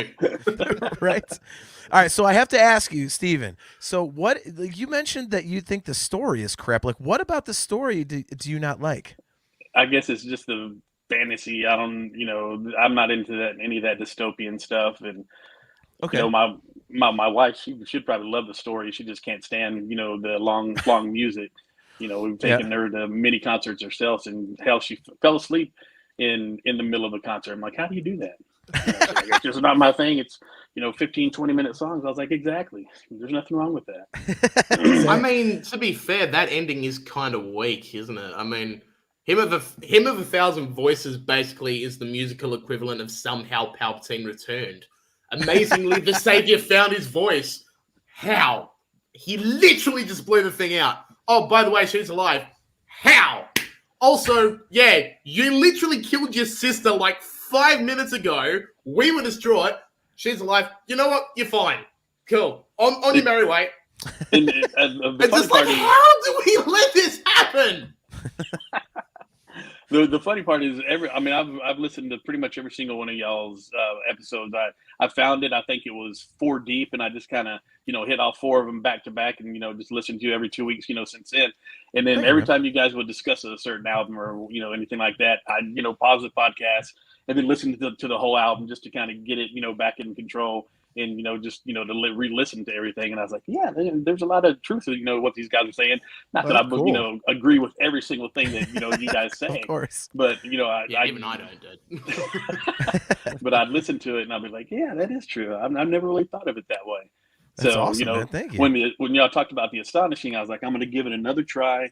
And it took me about 2 days to listen to it. To and from work, I worked about an hour and a half away from where I live, so. Ooh. That's a shitty commute. Yeah, exactly. No longer doing that, unfortunately, but it's not of my choice. But I listened to it. I'm like, man, I just can't do it. I just can't get into this story. It's just, just kind of, Some people can't dig it, man. There are some major plot holes in it. I'll give you that. So Nick Brayman says, I saw The Astonishing live after not really getting into that album. It is a grower and now one of my favorites, which I defend all of the time.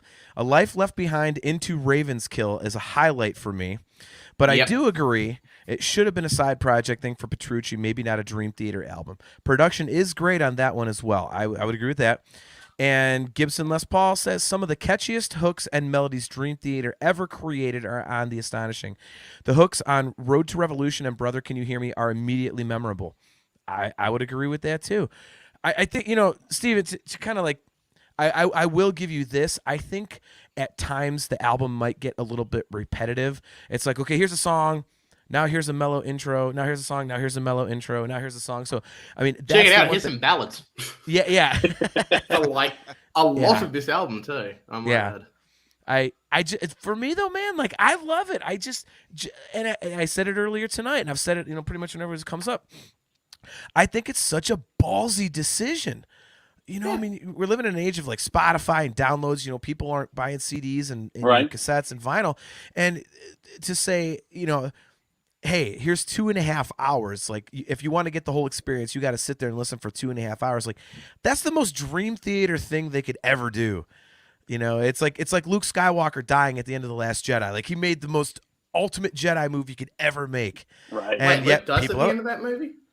Hey, you know what? It's been out. Look, Dude, I watch your podcast. Obviously, I know that. It's been out for 4 years, man. The spoiler ban is off. But man, so is there?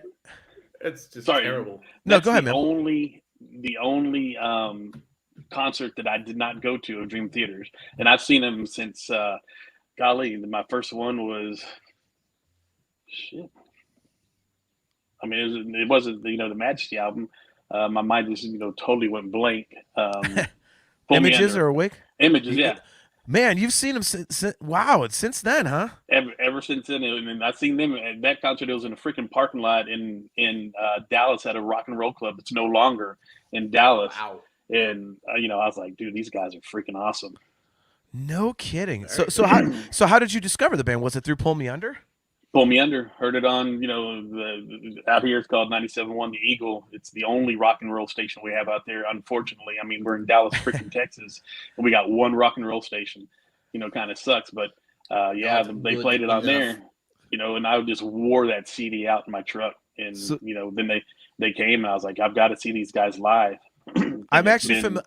I'm actually familiar with 97.1 because my cousin, God rest his soul, he passed away last year, but he lived in Dallas. And when I went down there for his wedding, I was like, man, I got to get some tunes going. And it was 97.1. So I'm very familiar with that, man. So, now they play alternative rock and rock and roll together. It's like, come on, guys. What happened to like Z-Rock back in the day where there's some actual, headbanging thrash metal and stuff like that. So what are your other top 3 bands besides Dream Theater? King's X. King's X. Okay, yeah, that's a Texas thing. Yeah, sure. those guys are freaking awesome. Yep. Queensryche, of course. Awesome. And of course all the side projects of Sons of Apollo, things like that. Awesome. Yes. I'm old school. I like a lot of the older stuff. I'm cool. Get ready to hit 50, so I'm from the old school rock. Already I there, like buddy. Do have one question based on your Texas show to kind of tie into the last episode. Was that with Galactic Cowboys? That's the opening act. If they were in a parking lot, I would say probably not. Am I correct in saying that? That one was they were by themselves. Okay. Galactic Cowboys was the next one. They came with that was with the Megadeth tour. When they came with Galactic Cowboys, Megadeth, who else was there? There was about 4 or 5 bands on that one. Sweet. And that Look at this. That was Infinity. Okay. Maybe. Look at this. Wait. We have our first ever female commenter, Kristen Goodwin. Wait, they played in Dallas, Texas? Haha, so good. Sons of Apollo has been my jams. That is awesome. And look at that. And her profile picture, for those of you who are just listening to the audio replay, is a selfie with her boyfriend or husband, and in the background is John Petrucci pointing at their camera. So that is badass. That is actually badass. Yeah. And she says, I have Dream Theater tattoos all over my body, I swear. Wow. Awesome. Wow, that guy's got a catch. My wife has Star Wars tattoos all over, so there you go. Oh, she said that's her dad. Okay. Well, that is kick ass. That is kick ass, Kristen. Thank you for tuning in. So, yeah, man. So King's X, I know Brian, you're a big fan of that. Like, and you said Oh, like yeah. the side projects. Like, so Kristen, you are welcome. So, what are your thoughts on Sons of Apollo? I know it's a Dream Theater podcast, but I think a lot of us like Sons of Apollo, even though it might be some dirty words on a Dream Theater show. But I love it. Very great. I mean, it rocks. There's, all those guys in that band. There's nothing, you could say bad about them. Bum feet, I mean, that dude just jams and rocks. You got Billy Sheehan on the bass. I mean, I've seen that guy back in the day, with David Lee Roth and everything like that. oh, you're speaking my Back language. with Steve Vai and everything. I mean, yeah, those guys just rock. The singer, he sounds like the guy that used to sing with, and he might be. I don't know. I've never dove deep down into it. That used to sing with Yngwie Malmsteen back in the day. That's him. exactly who he is. Yep, that's exactly who he Okay, is. yeah. And he was I've with seen Journey Yngwie. for a bit, I think. Yeah, man. I can't believe how bad Journey screwed that guy. Like, they never acknowledged him. Like, he wasn't in there. For I saw very that long, show but- at Blossom when he played with them. He sounded amazing. Yeah, I remember you telling me that in the kitchen Yeah. at work, because Brian, little behind the scenes here. Brian and I know each other because we used to work together at the same company. He's still there. My department got eliminated, so it's been years. But like, yeah, I remember you mentioning that you had been, and that was the first time I really had talked to anybody that I knew the name Jeff Scott Soto, but I had never talked to anybody that had seen him. And you were like, dude, they got this guy Jeff Scott Soto. I'm like, okay, I know the name.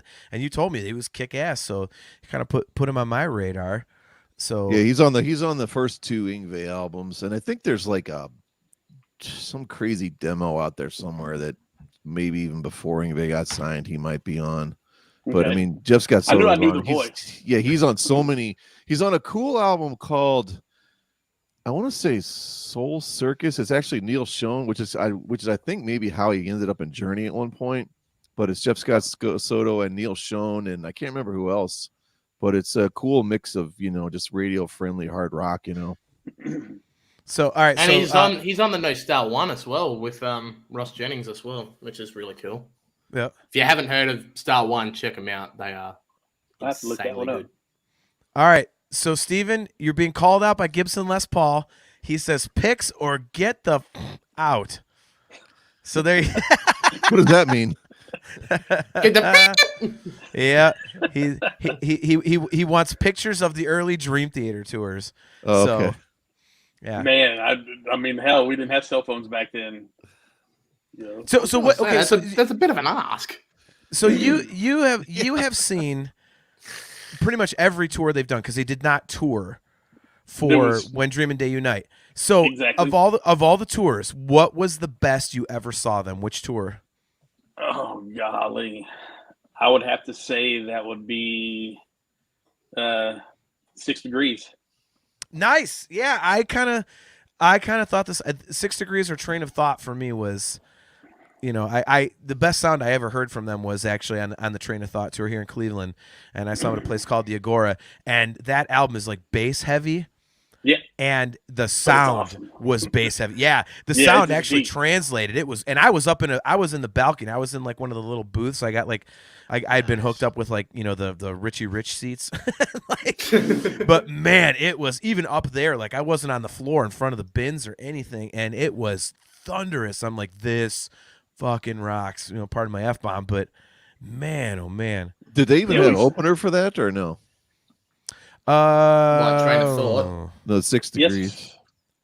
Yes. No, 6 Degrees was the first time they did the evening with. Just the evening. Parts Yeah. of the tour were with opening acts, though, wasn't it? Not when I I don't saw remember them. an opening act, and actually it no, was- that's an untruth. I seen him in San Francisco, no opening act in San Francisco. Then coming down back to Texas, Oklahoma, they had an opening act. King's X actually. Coming to Dallas, they had an opening act, King's X, and then down in Austin, their opening act was Joe Satriani. Nice. Yes, that's yeah. I was Oh, Satch open for them. I always thought it was yeah. the So other way around. good memory, Stephen. Because as soon as you mentioned it, I was like, oh yeah. Because when I saw him in Chicago, that was my first time being out of town to see him. It was an evening with, but when on the second leg, that's like I told the story on my solo show when I actually interviewed and met James. It was when they were playing with Queensryche. So Satriani opened, and then Queensryche played, and then Dream Theater. So Okay. and by the way, so our new friend Kristen, I have been corrected. Gibson Les Paul picks or get the out, he meant that for Kristen. So the tattoos. he's not believing her on the tattoos. Okay, He's not believing her on the tattoos. So he just wants to see some Do we skin. need to bring her on screen to do this? right? Yeah. This is a family-friendly show, PG-13. So I have to bring this one up because I'm a Van Halen guy. Gibson Les Paul says DLR was literally the worst performance by a member of a big band that I've ever seen in my life. Shockingly bad. Love Yngwie, by the way. Gibson Les Paul, I have to assume that you're talking about like the recent Van Halen tours, because that was absolute dog shit warmed over. But back in the day, Steven, you saw him on the Skyscraper tour you're talking about, I think. Yeah. Or did you see him on Eat 'em and Smile, too? Eat 'em and Smile and Skyscraper. Oh, my God. Really? Because, I mean, it was after Van Halen. There's like, David Lee Roth was still a badass back then. You had to kind of just deal with whatever he had. And it was either that or what was it, that lounge music that he came out with? Nah. Yeah. All right. So here's the question. You're risking getting booted here. All right. David Lee Roth or Sammy Hagar? Sammy Hagar. Oh, we now have a third co-host for the show, Brian. You're hired, Steven. Yes. Sammy's a badass. I don't see how I you can completely ever pick, I don't see how you could ever pick one out of those. It's too. Wait, are we talking about in terms And Brian of gets actually, dumped again. Brian we- gets dumped again, ladies and gentlemen. Brian Are we gets talking dumped about again. at the prime of their time in Van Halen, or are we talking about in terms of altogether? Okay, so here's my take, and I'll let you guys debate. I love all Van Halen because the record that got me into music, the first rock album I ever heard, changed my life, was 1984. I was 8 years old, and so I was super into it. And then, of course, 2 years later was 5150. So, I noticed there was a difference in the singer, but I still loved it. So I was right at that point. And I was super impressionable. I just thought, Eddie Van Halen was everything to me. Still is. Oh yeah. So to me, Eddie was the attraction. I didn't care who was singing. Absolutely. But as I've gotten older, whenever people ask me this question, I always say I prefer the Sammy stuff by the slightest margin. It's all great to me because I love Eddie's guitar playing. I love how it's two different styles of music. But I have the slightest preference for the Sammy stuff, and it might be because like Dave is a dick, and I've met Sammy and interviewed him. Actually, one of my tiny little claims to fame is I was one of the first quote unquote journalists on the planet to get Sammy. Well, I was interviewing for a music magazine. That, like a big hat that says press on it. Well, no, but I don't know how to phrase it. I really don't know how to phrase it. But I'm just like, picturing it. I was interviewing Sammy for a music magazine, and I was one of the first people on the planet that got him on tape saying, "Yeah, you know what? I would consider reuniting with Van Halen," and this was in 2002. So Sammy he's a really cool guy. And like you said, like Steven, you said, he rocks. He still sounds great, you know. He's 70-something right now, jamming in Cabo. I mean, you know what's funny? He literally is 10 days older than my dad, and my dad is having problems. He's got diabetes, and can't get around very good. And I see my dad, all beat up and nearing the end. And then there's Sammy, like you said, out in Cabo, just getting drunk and rocking, and exactly. All right, so Kristen Goodwin messaged us. Facebook messaged us her tattoo pictures. Let's see what the comments are saying. I'll let you guys dig into this. Oh boy. So Gibson Les Paul says Hagar easy. Nick Brayman says Big Trouble off of Eat 'em and Smile is great. Vi, baby. Yeah, Steve Vai kicks ass. I think Eat 'em and Smile is criminally sort of forgotten and underrated. Rock and Roll Podcast, by the way, goes with Hagar. And Nick Brayman. Speaking of underrated, and we'll get to your point, Brian. You are next. Okay. Even though one more bad take, and I'm booting you for good. Nick Brayman, this is great. Beluga Ethereum always gives me goosebumps. That is an awesome take. Absolutely. Yes, that is awesome. He does. It's the official recorded version of him doing the elephant and all the animal sounds at the end when it sounds like a jungle. Like that is fantastic. So it's just such a good song, though. It's a killer instrumental. Yep. All right, Brian. So, Eat 'em and Smile is underrated. You have the floor. I've filibustered enough. I was going to go back to something before that. I mean, Van Halen 1 is a groundbreaking, greatest rock album of all time in terms of tone and how it sounds and the songs and the power and the emotion.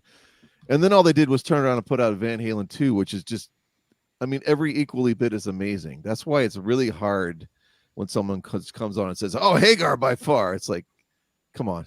I mean, that's just asinine to me. Like, I mean, so what about all of the covers that they do?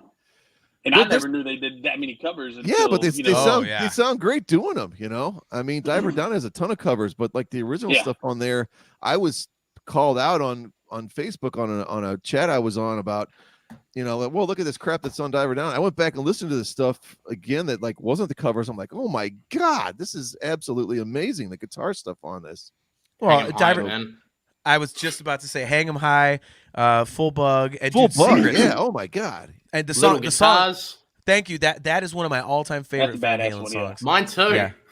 Yep. It's funny we're talking about Van Halen because literally just yesterday at work, I was like, you know what? I haven't played Van Halen Guitar Hero in a bit, and I started looking up stuff on eBay to buy it again because I've got a PS4 up here in my man cave, but downstairs we've got my old PS3, and that's what my wife uses for all the apps and stuff like Netflix and everything. And I'm like, you know what? I could seriously buy a guitar. I could buy a guitar and the game, and I could still play Van Halen Guitar Hero. Like I sucked at it, but you know. Kristen Goodwin says her phone is dying, but I'll come back after I charge my phone. Love this podcast, absolute fire. Well, thank you. I appreciate it, man. Hopefully you tune in the future too, man. It's good to meet you. Thanks for checking the show out. Gibson Les Paul, I have a hard time with rock arena bands with a singer that cannot sing. DLR completely takes me out of those albums. He was never a great singer, but I think he was fine on the records, and I think he was fine back in the 80s. Yeah. But the reunion tour, like the first reunion tour was good. I actually saw them opening night on the second reunion tour in Louisville, Kentucky, and it was good because he was fresh. But the other ones I've seen, 2007 or different kind of truth tour? No, I 2007 I saw them, and then the different kind of truth tour I saw opening night in Louisville, Kentucky, and he was fine because it was, he was fresh.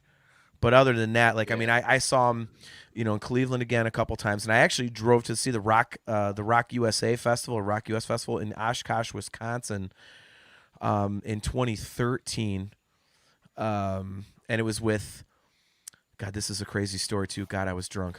I took out an entire row of seats falling over. So it was a local band opened, and then it was Dokken, Jackal, and Rat opening for Van Halen. And that's a good bill. Yeah, it was. Well, it was funny. So I'll tell the story. We'll get back to the point. But so my buddy Aiken, who he heads up the CMS network, he actually is Dokken's webmaster, and his co-host Neely on the Classic Metal Show. Neely is best friends with Don Dokken, so we got the tickets for free and backstage passes. So we were hanging out in the trailer backstage with Don Dokken and the guys and stuff like that. And Don was on site. They didn't have a stage manager. And in the back, in his trailer, he was like, "Hey, you guys want a drink? Like, I got a bottle of Jack and some Coke over there, like Coca-Cola, not like cocaine." And I was like, "Yeah." And I was like, I was so hyped up to be with rock stars. I'm the biggest fanboy ever. I'm terrible with this stuff. And I started drinking the Jack, and I started getting pretty tore up. And the Dokken was supposed to go on after the local band, which floored me that Jackal was not, lower on the bill than Dokken, but that was not the case. And Don's like, "Man, these guys got to get off. Like, they're not getting off stage." And I'm like, "Well, we're like, where's the stage manager?" Like, "We don't have one." And I went, "I'll do it." That's the problem.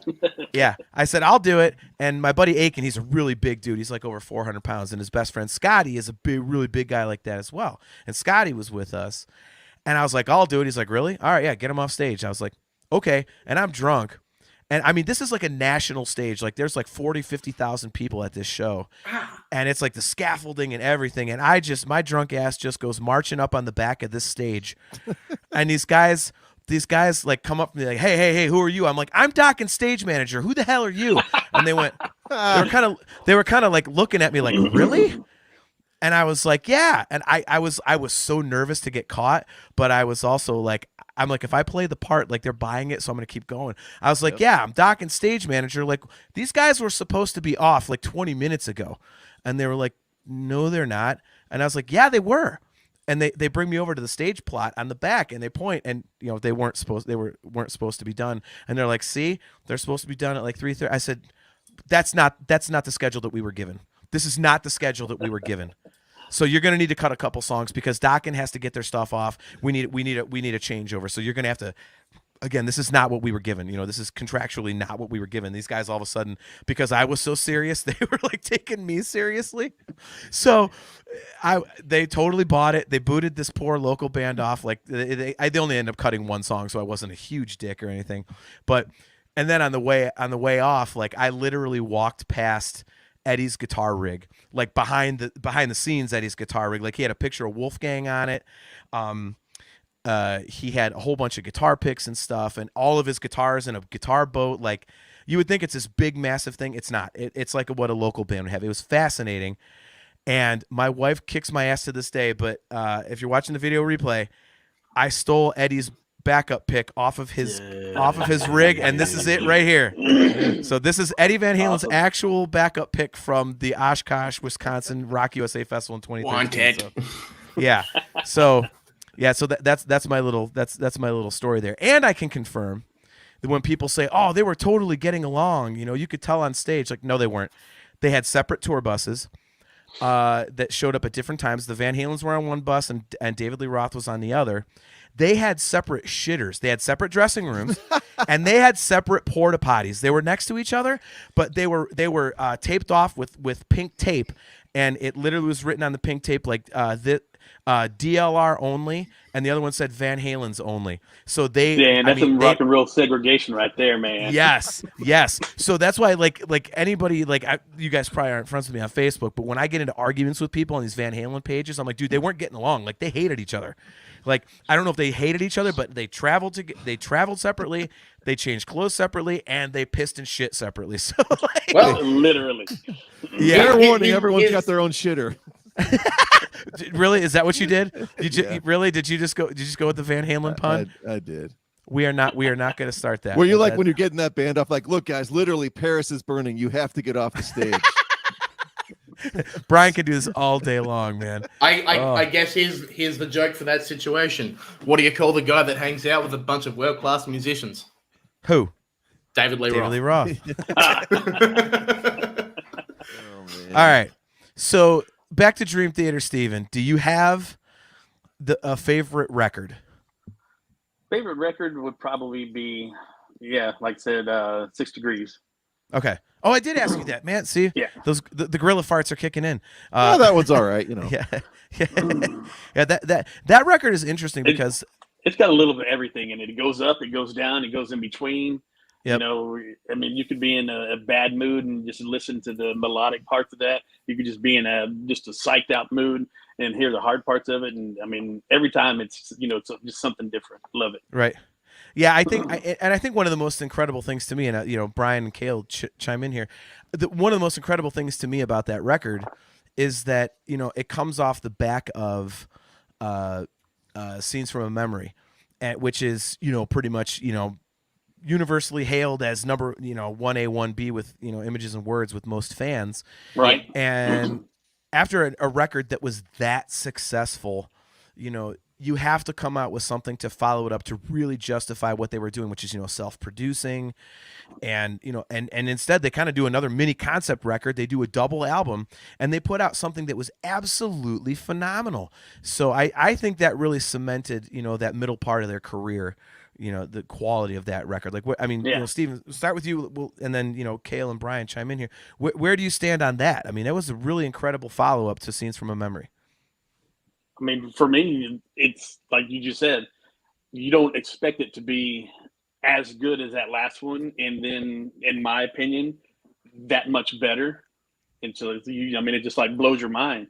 And live, same thing. You get to see them, and you're like, man, we just seen these, and heck, when was it? A year and a half ago when they did the 20 year reunion on Scenes from a Memory. went to see that, and that thing was just mind blowing as itself. It's like, dude, this is fucking awesome. Yep. All right, so Brian and Kale, where do you stand on 6 Degrees as a follow up to Scenes?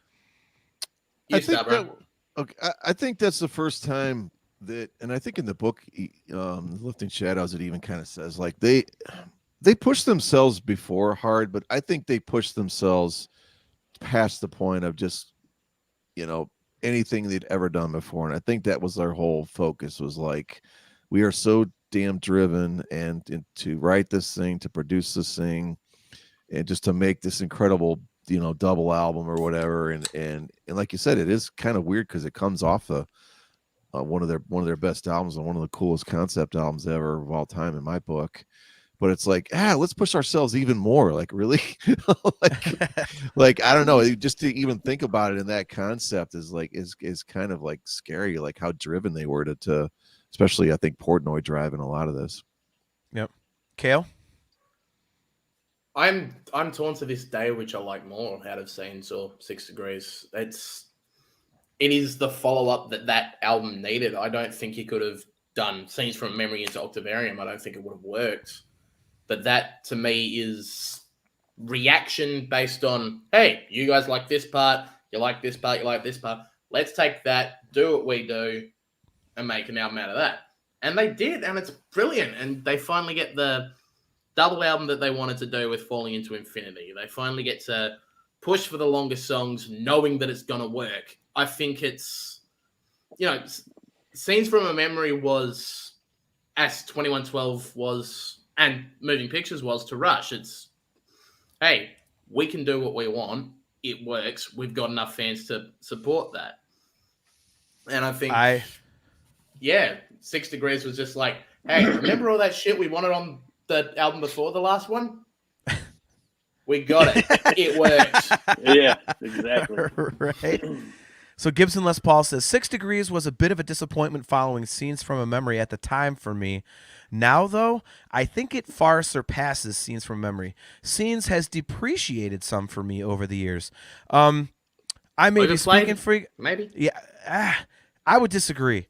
I think that is a fantastic example of a record that is excellent when you first hear it, and it has remained excellent. It has staying power. Yeah, and a lot of times with albums, if it's an immediate listen, it tends to not age well. But I think that is one of those albums that, bucks that trend. It's when I first heard it, I was like, holy shit. And to this day, when I listen to it, you get done with it and you're like, holy shit. And so I love it. I love it. And, I think, like you said, it's like, it's a toss up between the two. I mean, it's like they're pizza. both great. Yeah. Yeah. Yeah. So Steven, obviously when we were bringing up the least favorite Dream Theater song, the reason we brought you on is because you said every song on The Astonishing. But outside, there's more than 10, right? There's like 40. Yeah, I went over that. Sorry. So songs are on there. Minus The Astonishing, do you have a least favorite Dream Theater song? Oh, golly. On the spot, that's super hard to just throw out something. Is there anything you skip every time it comes up when you're doing kind of like a random playlist? Space Dive Fest. Only, and it's not that I hate the song, it's just because it's worn is Pull Me Under. Wow. Okay, there's another one. I mean, I like the song, but I've heard it literally. I don't see how they still even play that on the set list. Yeah. All right. Timeout. I wasn't on the episode last week, so I get the floor. Here's the thing. I don't think to this day, I don't think you can just put on parts of Images and Words. You got to start from the beginning. You got to play the whole damn thing every time. Yeah. That's how I am. Okay. And even though, it's overplayed, whatever, that's, most people are like, I don't need to hear it again. You got to hear that intro, man. You got to hear those guitars ringing out, and then you got to get yourself into Another Day. It's like I don't know. I don't know how you can ever ever, if you're putting together just a playlist of stuff, but I just think images and words, you got to go front to back if you're going to listen to it. That's I was going to say maybe not 100% skip, like you said, skip the intro because it's an intro, but it's what is it, 2 minutes of the same. Okay, get into it, kind of fast forward a little bit, get through it, get to Surrounded, and all that. Yeah. Surrounded. Hell yeah. That's probably my favorite one on that album. Awesome. Wow. Okay. So Gibson Les Paul, he's about to get blocked. He says, "Come on, Steve. Prophets of War. I Walk Beside You. I Walk Beside You is a kick-ass song, man. I have an emotional connection to that one. I haven't been the right mood for. I love that. And again, I have an emotional connection to that because me and my best friend, she's not a Dream Theater fan, but like when that song came out, I was like, oh my God, that's like me and my friend Maria. And I sent her the lyrics and she's like, I just cried. Like, it's so sweet. So like, I have a little bit of a connection with that one, but does anyone know how to mute John? I'm trying to do it. I don't think we can. I think at one point I had the power to mute you and you changed it. You changed it. So exactly. Because I have the power. I'm like, He-Man. I have the power. I mean, first you block Loveface XYZ and then you block me. Okay, what is the one song forgive me for not remembering the exact something Warrior. Barstool Warrior. Barstool Warrior, yeah. That would probably be another one of my least favorites. Okay, mute him now. Yeah. Oh, you are done. That's done. Done. Why? That was only for the last one that was commenting, giving me the other ones. I was like, no, there's another one. Sorry, but back the hell up. Being a Barstool Warrior is so much of a 6 Degrees thing. How can you be against it? Well, you got Kale's grandma in there after that comment about. Steven, you got Gran on your ass now. Yeah. Gibson Les Paul, throw him out. Man, you can't love 6 Degrees that much and then be so anti-Barstool Warrior. I'm sorry, that doesn't add up in my head. That's the follow-up of it. I don't know it's about not all part that, of 6. Well, it is, but it's not. Look, Gibson Les Paul. Okay, so he's got to give us a review. He says even the beer is damn good. So Gibson has actually had the Dream Theater beer. All right, give us a review. Like, is it like, I forget if it's like a lager or a stout, whatever. Rock and Roll Podcast. Fight. You know what I want to try? Like, I want to try that Iron Smoke, the John Petrucci bourbon. I tried to buy a bottle and they don't ship it to Ohio. You can't get it in Ohio, but my guitar player Jonah in my cover band actually lives in Michigan and they do sell it there. And by the time we figured that out, it had sold out. But man, Barstool Warrior, Steven, you got to be kidding me with that. I think it's just a little over the top for me. Oh, it's good. There's just something about it, and I've tried to get going back to it, and listening. Like I said, every time that you guys have talked about it, I'm like, man, what am I missing here? And I'll go back and listen to it about 3 or 4 times. Everything, clearly. And I'm just like, man, there's just something about it that this doesn't really, work with me. And I'd like that, so. Okay, so Gibson Les Paul says it's the Barstool Warrior Dream Theater beer is a Pilsner with a slightly hoppy flavor. It goes down easy. Well, that's good. It's a Pilsner because nice. Under a glass blue moon. Oh God, here we go. Under an ass moon. Yes, exactly. There it is. I've tried the Iron Maiden beer and the Pantera beer, and the Iron Maiden IPA is horrible. But then again, I'm not an IPA guy. I'm not either, and I actually have an empty bottle of Trooper on my shelf. If I was they got a new one called I think it's called Hellcat. Iron Maiden Hellcat. Yeah, and that's one of the new ones. One of the thousands of Trooper lined beers. Yeah. Oh, look at this. Gibson Les Paul. I won a Mangini drum head and stick at a beer tasting before a show here in New Jersey. Man, how come we can't get a beer tasting? We're a beer town in Cleveland. What the hell? So what? How did?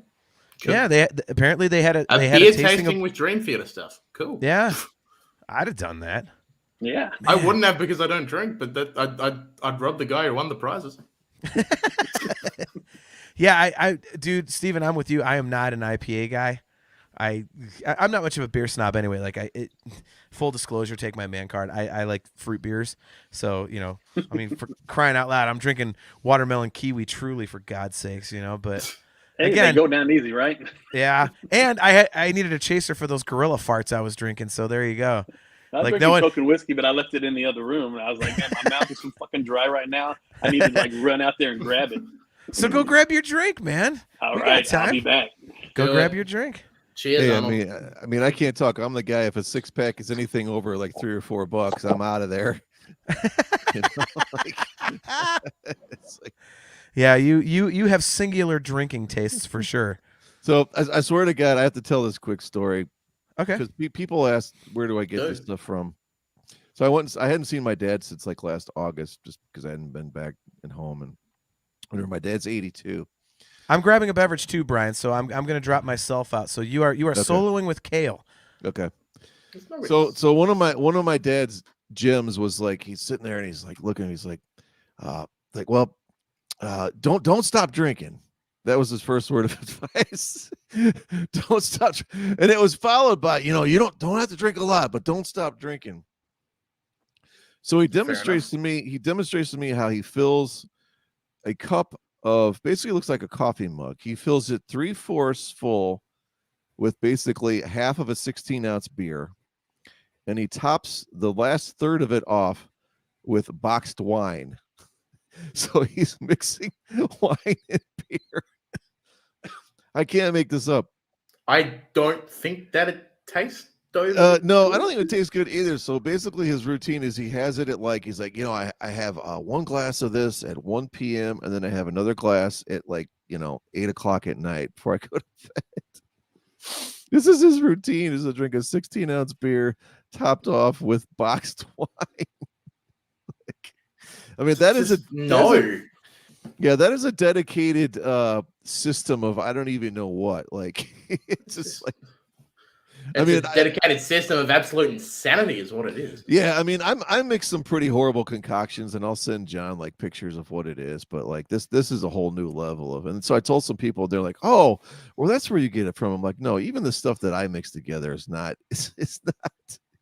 It's not that beyond awful." But No. All right. So Steven's back. I'm back. Steven, do you have your beverage? Slancha. Oh, the Aggies, huh? Texas A&M. Exactly. Johnny Manziel, one of the most successful quarterbacks in Cleveland Brown history. You got to say that. He's the big money man. All right, so you're being called out. Nick Brayman says, Barstool Warrior is over the top. What exactly is over the top? You just don't like how it's somehow thematic or how the song builds? Like, the guitar and the drums, in my opinion, of course, which isn't worth shit. They're just, everything is just building and building and building. It just keeps growing and growing, and it's like it doesn't ever go down. It just, to me, it's just constantly going uphill. And I need a little balance. Like I said, it's just my opinion. no kidding. See, I like how it just Does builds go and down builds. there. Like, Yeah. I like that. That's one of the reasons I'm a fan of that song, because the build is really, I think It's missing Nick that hook for me, I guess, is what it is. To bring it back down and then to kind of equalize it and then, come back up. We do get that though, don't we? it's pretty progressive. That's for sure. Yeah. Yeah. I thought Okay. we had that. Well, okay, so Nick says, gotcha. That's cool. So, all right, Yeah, no, fair enough. there you go. I can understand, yeah, but And now here's I a know. question, though. I mean, okay, so Gibson Les Paul wants to know, or is it one of John's best solos? I would think so. Man, That that's could hard be. That's so subjective. That's so hard to say. Man. I don't know.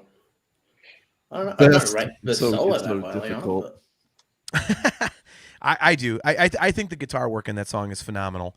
Guitar work as a whole, yeah, but Yeah. in the actual terms of his actual solo, there, it's like, See, It's like, fair. See, this is one of the areas I would disagree with you with on Steven.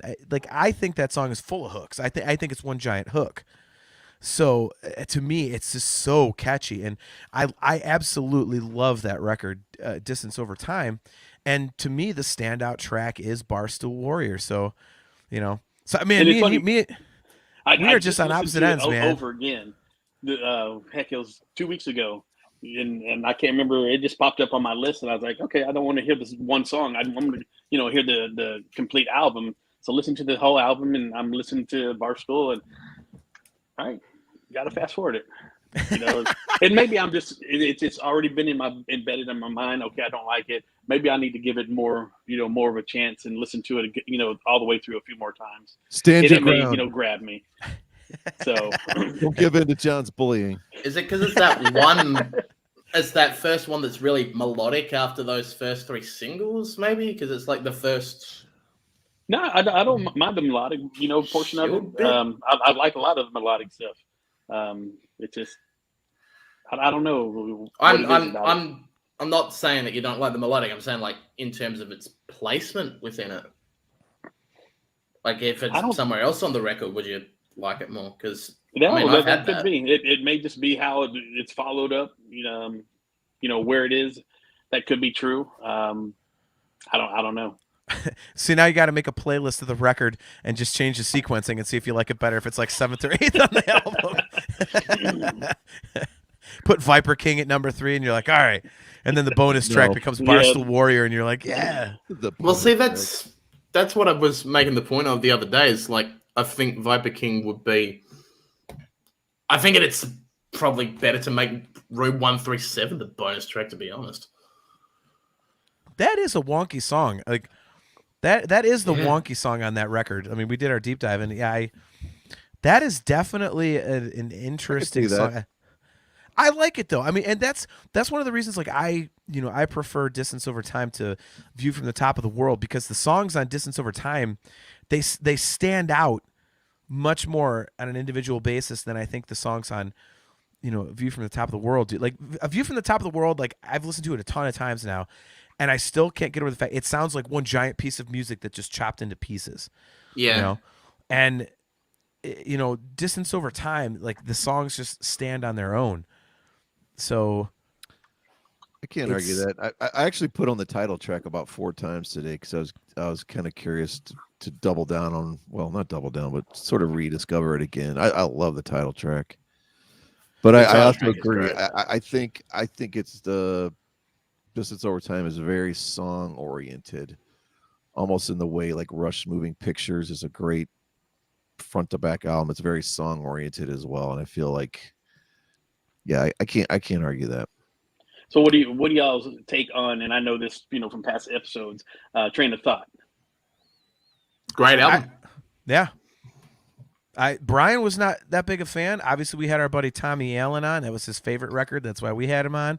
And I think he had a lot of good opinions on it. Some stuff I didn't even think about when, he was talking. I was like, oh yeah, I didn't even think. I have a newer appreciation for it, but I will go back to what John said. It's I don't think it's song oriented at all. I think it's similar to View from the Top of the World. It's very stark. It's the songs do stand out to me in my mind, but I think the presentation of it all. You could kind of say the same thing that I said about A View from the Top of the World, and that it's like one chunk of music chopped into pieces. I just think that those pieces on Train of Thought are more distinctive. Here's a topic. I hate the album cover. I think it's awful, and I think like right away when I saw the album cover, I'm like, I don't know. I was, you know what I mean? Like, didn't know what to really expect. Yeah, I don't know. I thought it looked terrible, and it's different from all the rest of theirs. Well, but I think it fits the music though, doesn't it? I mean, it's bleak, it's stark, it's dark, like, and dark. You don't know what the hell's going on. Yeah, I mean, picture the music on Train of Thought with the album, but the album cover is Octavarium. It just doesn't fit. Yeah, but the bright gotta colors. Be honest. I gotta be honest. I way prefer the artwork that's on Portnoy's drum heads on the Budokan video, where it's that train with the Majesty symbol on it. I love that idea. Yeah, it's something about the eye and stuff. I don't know. I think it's a hokey. It doesn't really, like, I would be fine if it was just a really dark, heavy, kind of brooding looking cover, but I think it's almost more confusing and hokey, the cover itself, to me. That's What, you almost don't like more an eyeball in a vacant tunnel? than the rest of it. Yeah, an eyeball in a tunnel. Yay! So we've got a fight in the chat. Gibson Les Paul says, "Ugh, Train of Thought, not a fan." And then Nick Brayman says, "Train of Thought is one of their best. Whoa! Such a cool, unique ding, album ding. cover." Hang on. Did we save our rankings? Where did you put it, John? I can't remember. We have not ranked the albums yet. That is that is an upcoming episode. We ranked the. Sorry, I forgot what we ranked. Yeah, never No, mind. it's all good. Yeah, we're finally, like I said, we've been doing this for a year. We're starting to forget what we've done. I don't know what I So- did yesterday. Yeah, and then there's me asking Steven the same question twice. You know, those damn gorilla farts. Hey, So- who's in charge of the whiteboard here, right? Keep calling the album "Talking into Infinity." Yeah. Yeah, you do that. You haven't Yeah. done that today yet, though. But Yep, that album doesn't come up today. I have been good about that. I think it's in my head now that anytime I'm thinking about my favorite record, I'm going falling into infinity, falling into infinity, falling into infinity. Like, And you should also think that if you say it wrong, I'm going to come up in the comments. All right, so Because I always call you out on that. a quick hypothetical Christmas question here, and you can't take more than like 2 seconds to think about it. Dream Theater shows up at your house Christmas morning. They can play one song. What is it? 6 degrees of inner turbulence. oh, I knew it. Steven? 6 o'clock. Oh, Wow. that's a good call. Wow. Okay. Fair. All right. What about you, Brian? I'm gonna say View from Top of the World. I'm in the zone on that right now. Okay. Gibson Les Paul says "Lifting Shadows Off a Dream." That Not is a bad. great. That is a great selection. Man, this is actually a difficult one for me because pretty much anything I've wanted Don't think to see. too hard. Well, then I'm going to go with my favorite song, "Trial of Tears." Yeah, you can't go wrong there. Love that song. No. That's a no-brainer Yep. for you. Well, it's got that big intro, so there's like a lot of room for jamming in it, Yeah. and then it's just so that song is like ethereal and beautiful. I love that song. I love it. To be fair, I'm only taking 6 degrees of inner turbulence to keep them there as long as possible. So Yeah. They'll All right, be so there if you- for an hour or so. Exactly. All right, so you can't take 6 degrees. Ah, So what are you taking? If we he also ban, said I can't take more than 2 seconds. So well, but you were doing that out of spite, though. Let's there you go. I was taking the Adam Rishorg approach to this. Yeah, Adam did kind of piss Brian off with that one. So, all right, no 6 degrees. What are you going with? Ah, Christ. Shit. Now you put me on the spot. Learning to live, maybe. Oh, that's a good choice too. That is a good choice. Too. All right, That one always gets me in a good mood. Same question, but Cannibal Corpse is the band. Quick. Hammer Smash Don't know. Face. Don't know Yeah. a single one of theirs. I'd say stripped, raped, and strangled for sure. Sorry, we don't want any. And then the song too. Oh my god. Yeah, Cannibal Corpse. I actually had to sit through that band one time. It was Brian, you probably remember Who were they this. opening for?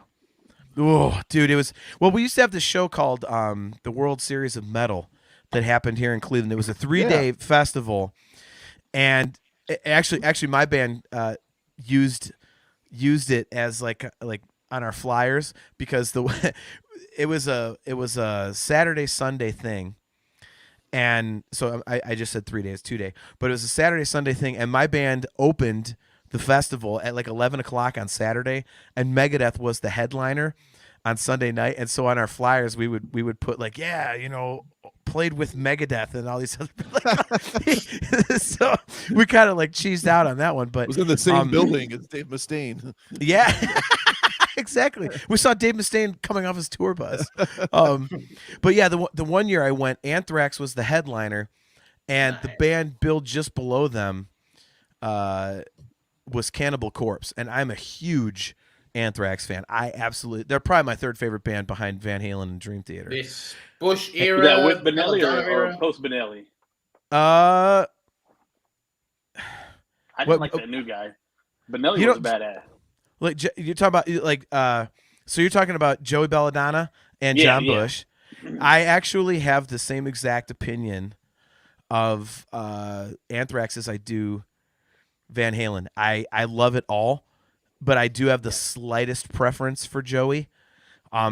I just like the songs better, and it's not like my Van Halen opinion, which is, you know, Dave was a dick. Like I met the Anthrax guys on the Volume 8 tour, and they were cool as hell. And John Bush especially was absolutely cool as hell. They're fucking kick ass live. And Joey Belladonna is one of those singers we were talking about, vocalists that can't bring it anymore. Joey sounds today like he did in like 1987. It's incredible. They're still in A tuning a lot of the time, aren't they? Where so many of the bands have gone down A flat, D. I think they go down a half step. If I remember, I think that it might. I think the new stuff they do. I don't know if they do. Well, they were probably always down a half step to get that junk anyway. I'm not 100% positive on that. But real quick to finish the story, and we'll get on to Anthrax. That's a good topic here. I had to sit through Cannibal Corpse to get to Anthrax, and it sucked. And I remember I was in the crowd, I was by myself, and I started screaming between songs, "Play Bloody Chunks," like just to be an ass.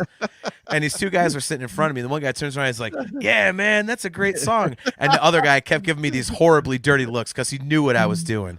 He knew what I was doing. And I'll never forget, and then we'll get to Anthrax, but I think Corpse Grinder was in the band at this point because this was on the Corpse Grinder. Yeah, well, it's his name, but yeah, that's okay.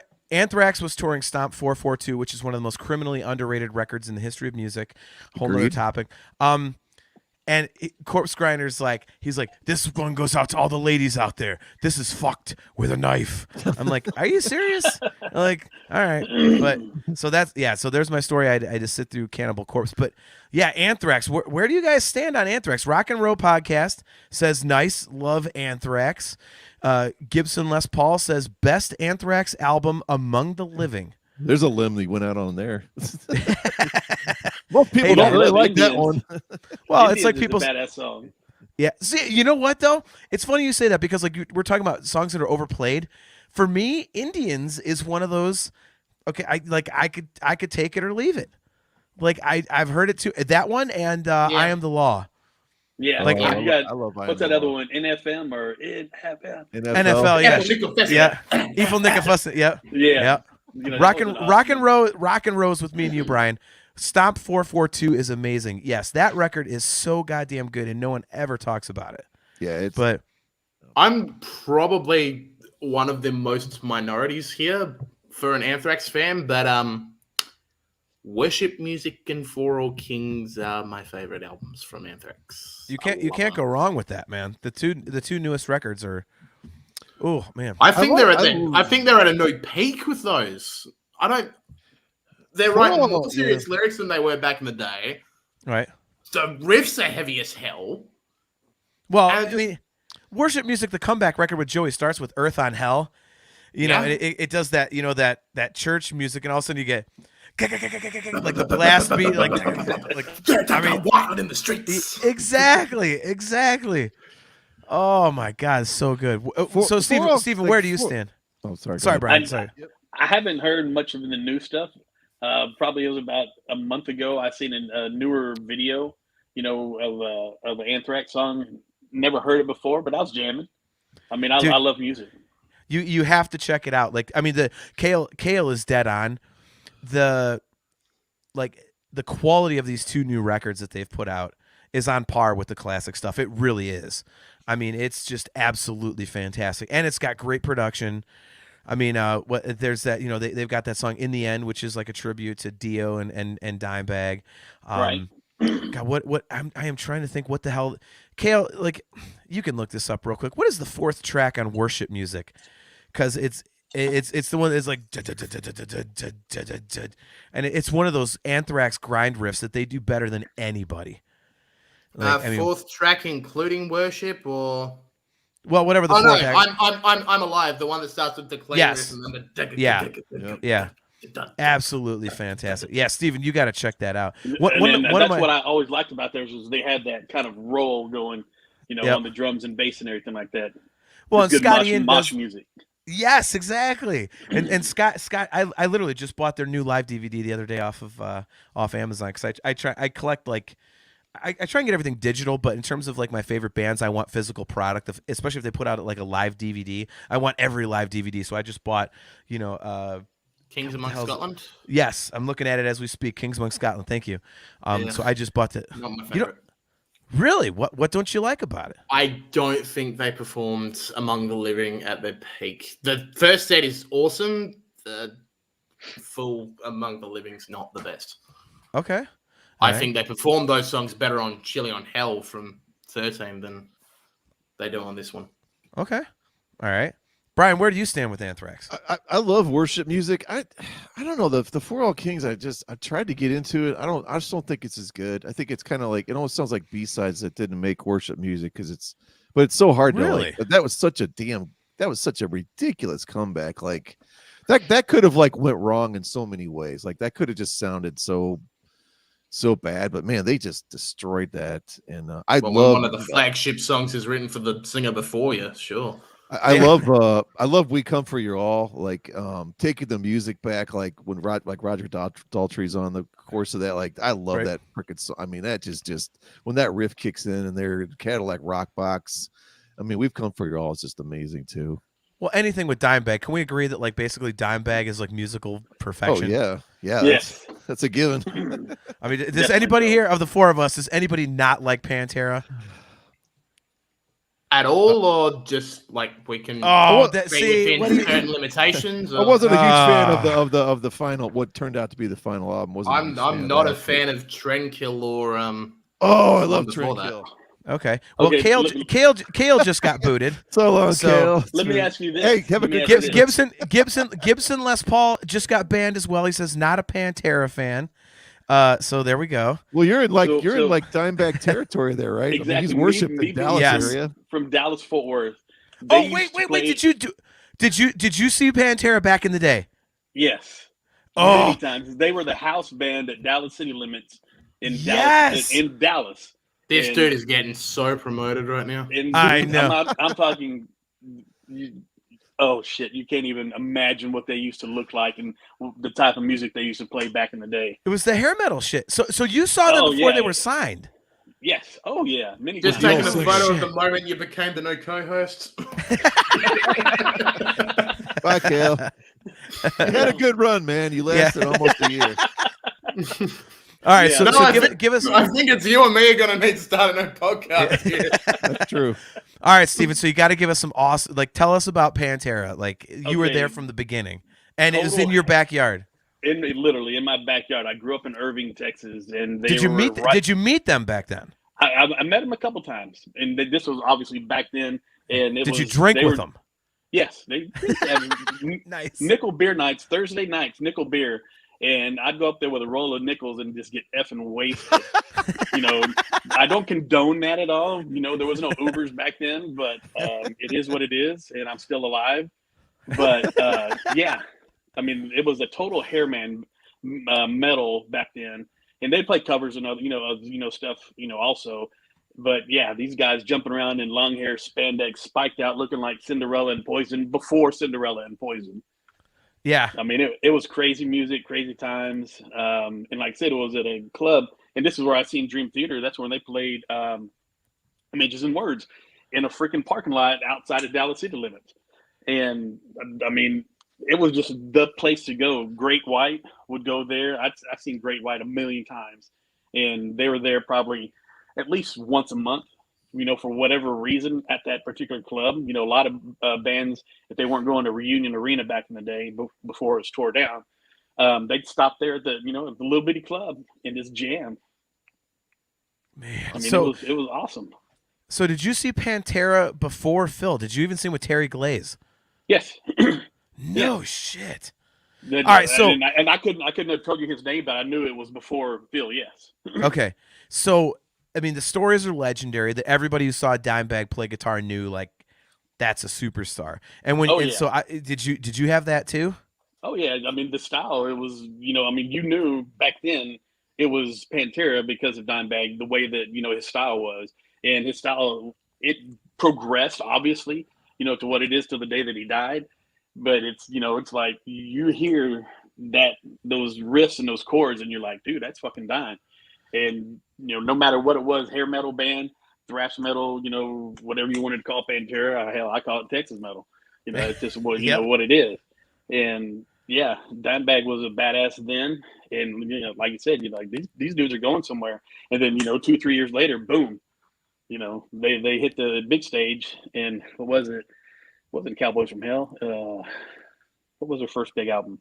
The first one was Cowboys Cowboys, and the second one that was huge was Vulgar. Vulgar Display. exactly. Yeah. So that's the one that just blew up, and then a lot of people jumped on the Cowboys from that because they hadn't really heard it yet. But yeah, I mean, they had them. There was another band. I don't know if you guys ever watched Doogie Howser. You remember that television show? Yeah. What, with Kid Neil Patrick Harris? That one? Yeah. Yep. So there was a band out of Dallas called Rigor Mortis. And Rigor Mortis was they're painting, on Doogie Howser, and they got a Rigor Mortis patch, on the back of his little, whiteboard or whatever when they're going through. Really? And I'm looking at like, dude, these guys are playing at the lake for fucking $5 a head, and got 4 kegs out there at the lake in the middle of the night, and then that was another thrash metal band. Made it a little bit big. I think one of the guitarists ended up going with Gwar, a dude named Mike Scotia. Okay, yeah. And, just, I mean, not that everything, comes out of Texas is badass, but everything that comes out of Texas is badass. So, all right, so you hung out with Dimebag, and I actually have a Pantera story of my own. But our buddy Aiken, we mentioned a few times tonight, he runs the CMS network and everything. He actually was he was friends with Pantera.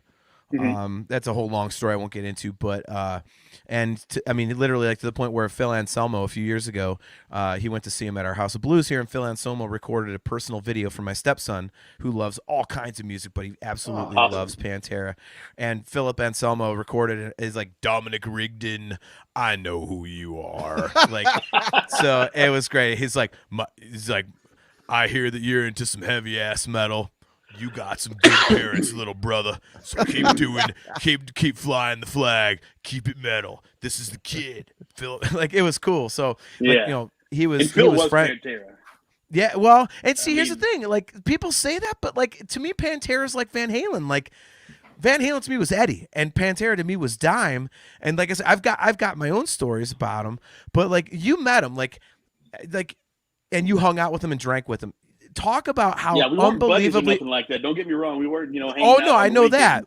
But yeah, but that's exactly where I was going to go with this. Is that he was the coolest fucking guy you will ever meet. Oh yeah, and like I mean, so talk about just hanging, even just like cracking a beer with him here and there. Like what was your impression of Dimebag? Other than, I mean, like I said, just being in awe of him as a musician. I've always, I dabbled with guitars. I'm not a guitarist. I can play a little bit, and I was like, damn, dude, that dude is badass, and I mean, same thing for, his brother. I mean, the drummer, when you hear them, you hear any of them. I don't care what music, country music, you hear him with the drums, or you hear him with his riffs, you know exactly who it is, Yep. And that's when you kind of made it big, was when all I got to hear is, 2 notes out of what you're playing, whether it's drums, singing, or anything, that's when you made it. And those guys made it way back then. That it is so, like you said, it's they have that signature sound, and it's it's like I say, it's widely reported. Even everyone with says Hell Yeah and everything like that, it was kind of the same thing. Before I knew who Hell Yeah was, I heard them like, that's fucking Pantera. That's not. It's Vinnie Paul. Yep. Yeah. Yeah. I met the Pantera guys one time, and I actually got fired from my job because of it. So up here in Cleveland, it's kind of like yeah. So I had a day job, but my night job, I was single, so I was delivering pizza 3 nights a week, for my pocket money. And when they put out the 101 Proof live record, my buddy Aiken, he was doing a show called The Metal Show. It's like the top-rated radio show here in Cleveland on Sunday nights, actually all week. And they set up an in-store with Pantera at a place up here called The Exchange. It's like a used CD and tape store. It's a great place. It's like a chain here in Cleveland. And they got Pantera to come in for for this in-store for the release of the live record. And here's something like breaking news. When Pantera puts out the Pantera home video part 4, which is in the works, and we'll see when it comes out, but I have that on good authority 2 years ago or 3 years ago from Rita Haney herself. There's footage of this insanity at the Parma Record Exchange that is going to be on the Pantera home video, because Aiken had to sign releases for it and stuff like that. But anyway, Cool. So I'm delivering pizza. I'll never forget. It was a Wednesday night, and I'm delivering pizza in the same city that the in-store was happening, and I get a call from Aiken. He's like, "Hey, the Pantera guys are hungry. Can you bring us pizza?" And I went, "Yeah." Hell so yeah. I ran in the back and I made up, I think it was like four pepperoni pizzas or something, and I grabbed them on my way out the door to go make a delivery, and I show up, and there's literally I think it was like 2,000 or 3,000 people waiting for the band, and like the guys were late because Phil was in, he's kind of in his, he was messed up at the time. And so the band was late, and the crowd was just going bonkers.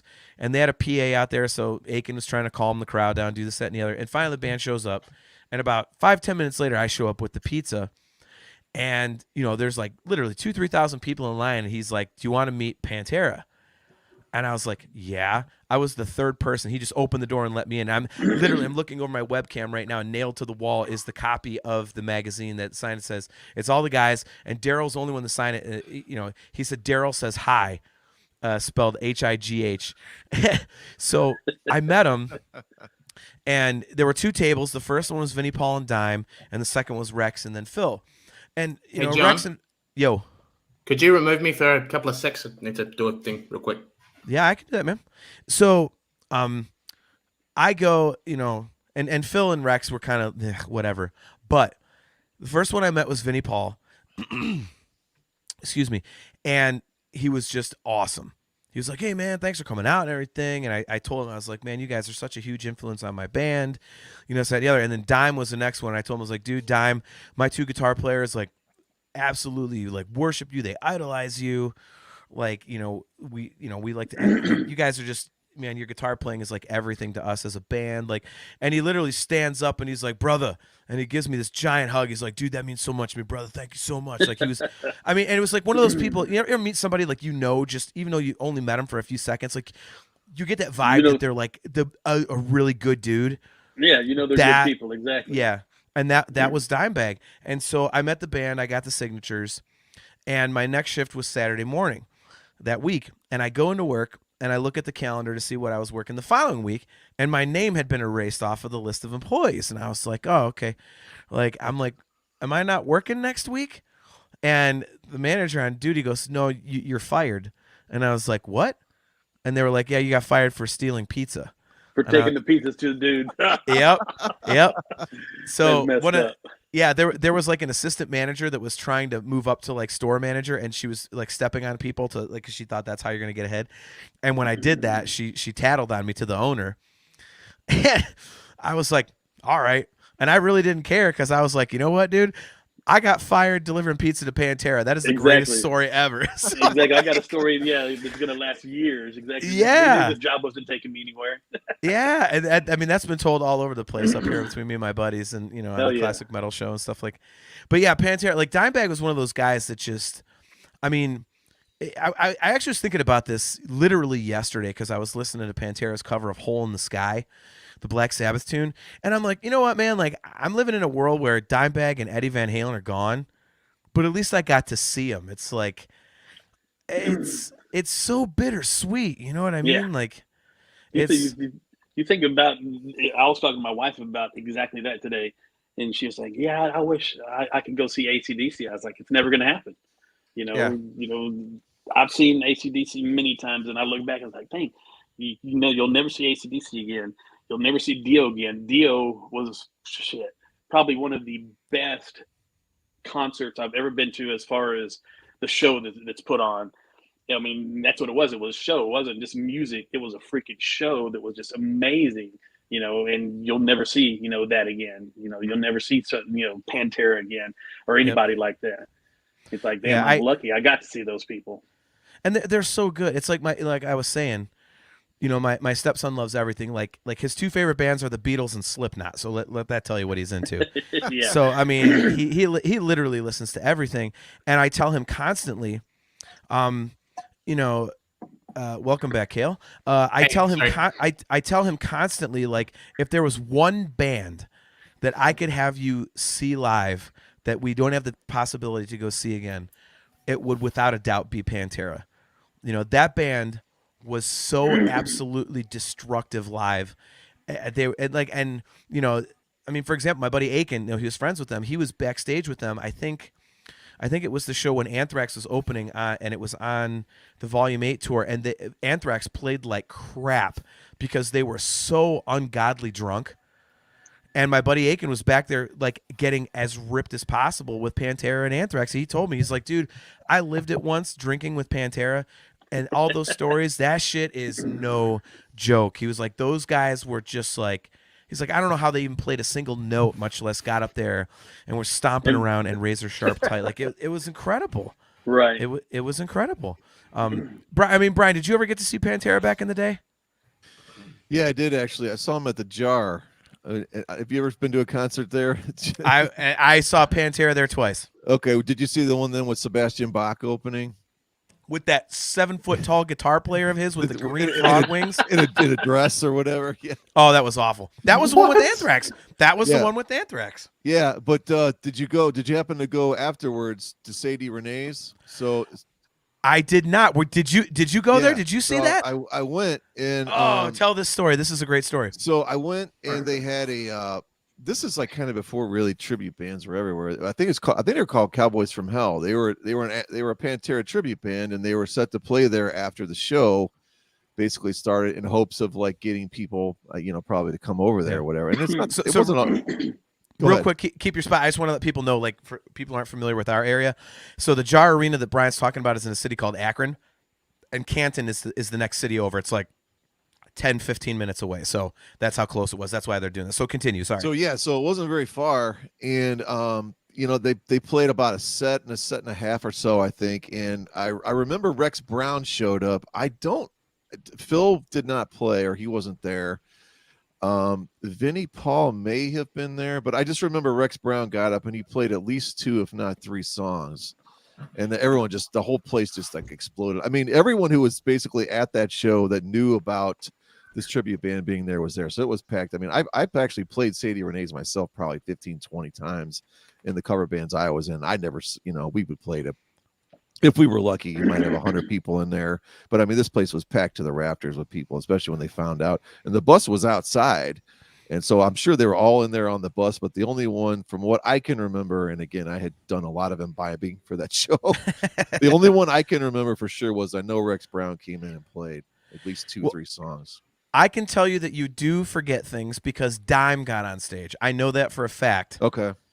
So yeah, I mean, those guys literally got all tore up at their show, and then went to this bar to they heard there was a Pantera tribute band, okay. And so they showed up.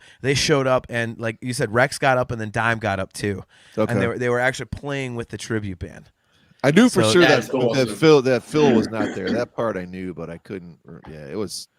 Yeah, that was that show. It's like, well, and then to paint the picture, so the James Akron. Was it the James something Rhodes James A. Rhodes Arena, the Jar? Yeah. Yep. So basically, if you're in the bleachers, it's like the movie Hoosiers. It's like basketball bleachers. That's what you're sitting in.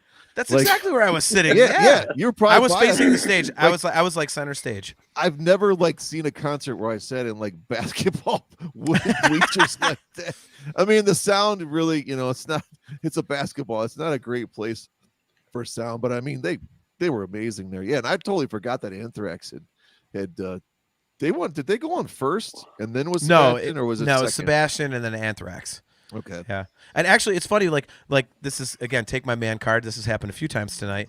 My girlfriend at the time, her favorite band was Pantera. And so I was with her and my older brother. Okay. And I had bought you could get floor tickets or bleacher tickets, and I bought bleacher tickets for my brother and I bought her floor tickets because she actually and she you would never know it from looking at her. She just looked like a normal, beautiful girl, whatever. But she loved Pantera and she'd like to mosh. So I bought her a floor ticket and she got all the way up front and she was kicking ass with dudes to the point when we got back in the car, she's like, Big Val grabbed me and shoved dudes off me because they were trying to prove that they were metal, you know, because they're like, oh, this chick thinks she's metal, we're going to beat her up. And so she was kicking ass. And Val, their super famous security guy, saw this and was backing dudes off of her. Like, so she was basically hooked up with Big Val down on the floor, right up against the security barrier. And my lame ass was up in the bleachers with my older brother, just banging away on air guitar and stuff. Like, so yeah, that was, man, Steven, I can't believe that you saw them that early, man. That is so fucking cool. Yeah. And I've got a tape somewhere of their early stuff. And, I mean, I'm sure it's up in my attic and obviously probably warped as crap and wouldn't even play, but I know I've got it up there somewhere. So you own one of the actual original Pantera demos / albums? Yes. No. All right, you got to go find that and then come on a show in the future. We'll just do a special one-off Pantera episode so you can show that off. I will. I'll look for it while it's cool, and because typically in Texas, in the attic, it's about 180 degrees up there, but right now it's probably only about 70. So, you know, after Christmas, I'll when I'm putting the Christmas crap back up in the attic, I'll try to bring down my tapes and CD boxes that are up there and see if I can find it. Can I propose an episode name for that one? Yes. Reinventing into infinity instead of reinventing the steel. Nice. There's tonight's show, which is basically pulled from the Pantera home videos. Vulgar display of fucking liquor. After I did those gorilla farts. The great debate of the Southern Trendkill. So have you guys seen the like we'll get off Pantera in a bit, but like, have you guys seen the Pantera home videos? Are you guys fans of those? Because my brother and I can quote them chapter and verse. Oh, I I've watched love them those. a few times. They're I've only seen a couple myself. Right. All right, so let's go around the horn. I just came up with the worst thing I could possibly have come up with. Okay, what is it? Cowboys from Ravenskill. Yes, I love it. Yeah, that's not good at all. Wait, Cowboys from Hell's Kitchen? Cowboys that's even better. Would have so much more of it. That's even better. All right, so Next episode. So I've told a bunch of my stories on the show previously. I told a bunch tonight. I want to know what your guys' coolest rock story is. Like, you know, I got fired by Pantera. I was at Score. I could have played drums with Mike Portnoy, yada yada. So Brian, I'm gonna start with you, and then we're gonna go to Kale and Steven. So what is your coolest like story, like rock and roll story that you have? Well, I told mine the night that you lost power. I told mine, so I don't even know if you heard it. I was actually playing on a stage in Milwaukee during what they call Summerfest. Our cover band was playing. I had a wireless microphone, and Kansas was playing at the same time, like way across from us. Right. And apparently my vocals were coming through there, through Steve Walsh's wireless system. I did not hear that. So, you know, I mean, I'm an okay singer. I'm not exactly Steve Walsh, so no one is. But yeah, so this giant, like 900-pound guy is like pointing at me, and it's like, he's like going like this, and I'm like, what does this mean? You're gonna like decapitate me or something, you know? Yes, that is what that means. Yeah, and it was like, oh, I just got a battery low. So yeah, so then he's like yelling at me, and he's like yelling at the guy running our sound, like saying, you know, you got to turn that off, or you got to find another frequency or whatever. And so next thing I know, they just switched to like a regular mic. But yeah, I can't imagine the sheer horror of like Carry On My Wayward Son or something, and then I'm attempting to sing Man in the Box or whatever we were doing at that time. So, oh my Lord. That's probably the most ridiculous like thing that actually has to do with a rock band and a celebrity that I can think of. All right, Kale. What's your biggest rock and roll story that you have? Either, you know. God, there's been a lot of cool stories. I mean, I've met the Alter Bridge guys. I've met Dream Theater guys. I've met Haken, all of them. Actually, Haken was a cool one. Standing on the street in front of the venue, because I've got a guitar lesson and a drum lesson with Charlie and Ray from Haken. And there comes Ross Jennings in the car, and he just looks at me and he's just like, Just gives me the absolute tongue and both metal ones just going out, just like, yeah! It's just like, that just happened. All right, That so was good all fun. right, Steven. What is I'd yours? say my best one was a buddy of mine. His father went to school with Billy Gibbons of ZZ Top. Oh, I So- forgot to ask you about ZZ Top. Yeah, you're in Texas. So every year ZZ Top would come down, and play at Reunion Arena.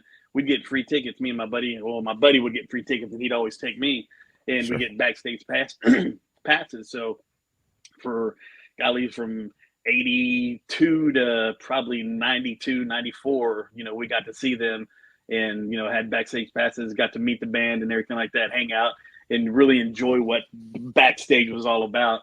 So that was pretty cool. That was real cool. So I'll close with one more story that it's funny you mentioned ZZ Top. I got to bring this up because, like I say, like my cousin, lived in Dallas, for several years, and he ran a business and stuff like that. So he'd fly back and forth from Cleveland to Dallas and everything. And he hits me up one night. He's like, hey, cuz. I'm like, what's up, man? He's like, I got to tell you the story. You're the only person I can tell this to that would appreciate it as much as it needs to be appreciated. So, he was my cousin was a great guy, but he was like, he's one of those guys he'd like to live above his means. So like he was like, kind of like the whole KISS thing, like image is everything, like, perception is everything. So he would always fly first class, and he tells me that he was on a flight going, I forget if it was from Dallas to Cleveland or vice versa, but he says, so I'm sitting next to this guy and I'm like looking at him and I'm like, this guy's got to be in a band or something. He's got this beard like down to his belly button. And I'm like, as soon as he said this, I was like, I didn't interrupt him. I'm like, don't even tell me.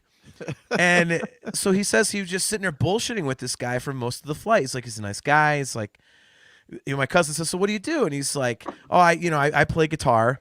I'm coming from, it was either coming from or going to, he's like, coming from or going to Cleveland.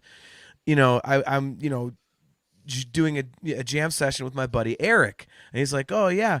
And as the conversation goes on, it turns out the Eric he was talking about was Eric Clapton. And then near the end of the flight, my cousin finds out, like, he's like, yeah, he's like, my cousin literally says, so are you in a band? And he goes, yeah. He says, yeah, I'm in ZZ Top. And then my cousin's like, out of Texas. yeah, exactly. And he's like, and my cousin's like, at that point I went, oh, I guess I should have known from the beard. But it was like, it was so funny because I'm like, cuz like all of us, like, I know you're not a big music fan, but like, everyone knows the Beards. How did you not know this? He's like, dude, I don't know. And But the one named Beard doesn't have one. Yeah. That's right. But yeah, he said he literally talked to him for a couple hours, and he was like the nicest freaking guy. And my cousin had absolutely no clue who he was, even though he's sitting there just bullshitting with Good Billy Lord. Gibbons, for a couple hours. That's So great. yeah, so That's just great. yeah. So all right, Brian, I know you got to get rolling because you are you heading back to St. Louis? No, I'm actually not going to go there for Christmas since I went earlier. So just doing Christmas at the spouses. So Okay. yeah, just got to well- go get some food and take care of a couple things. I can't believe Christmas is like a day and a half away here. Hardly. I know. Crazy, Yeah, man. time to go shopping. It's right? tomorrow for me.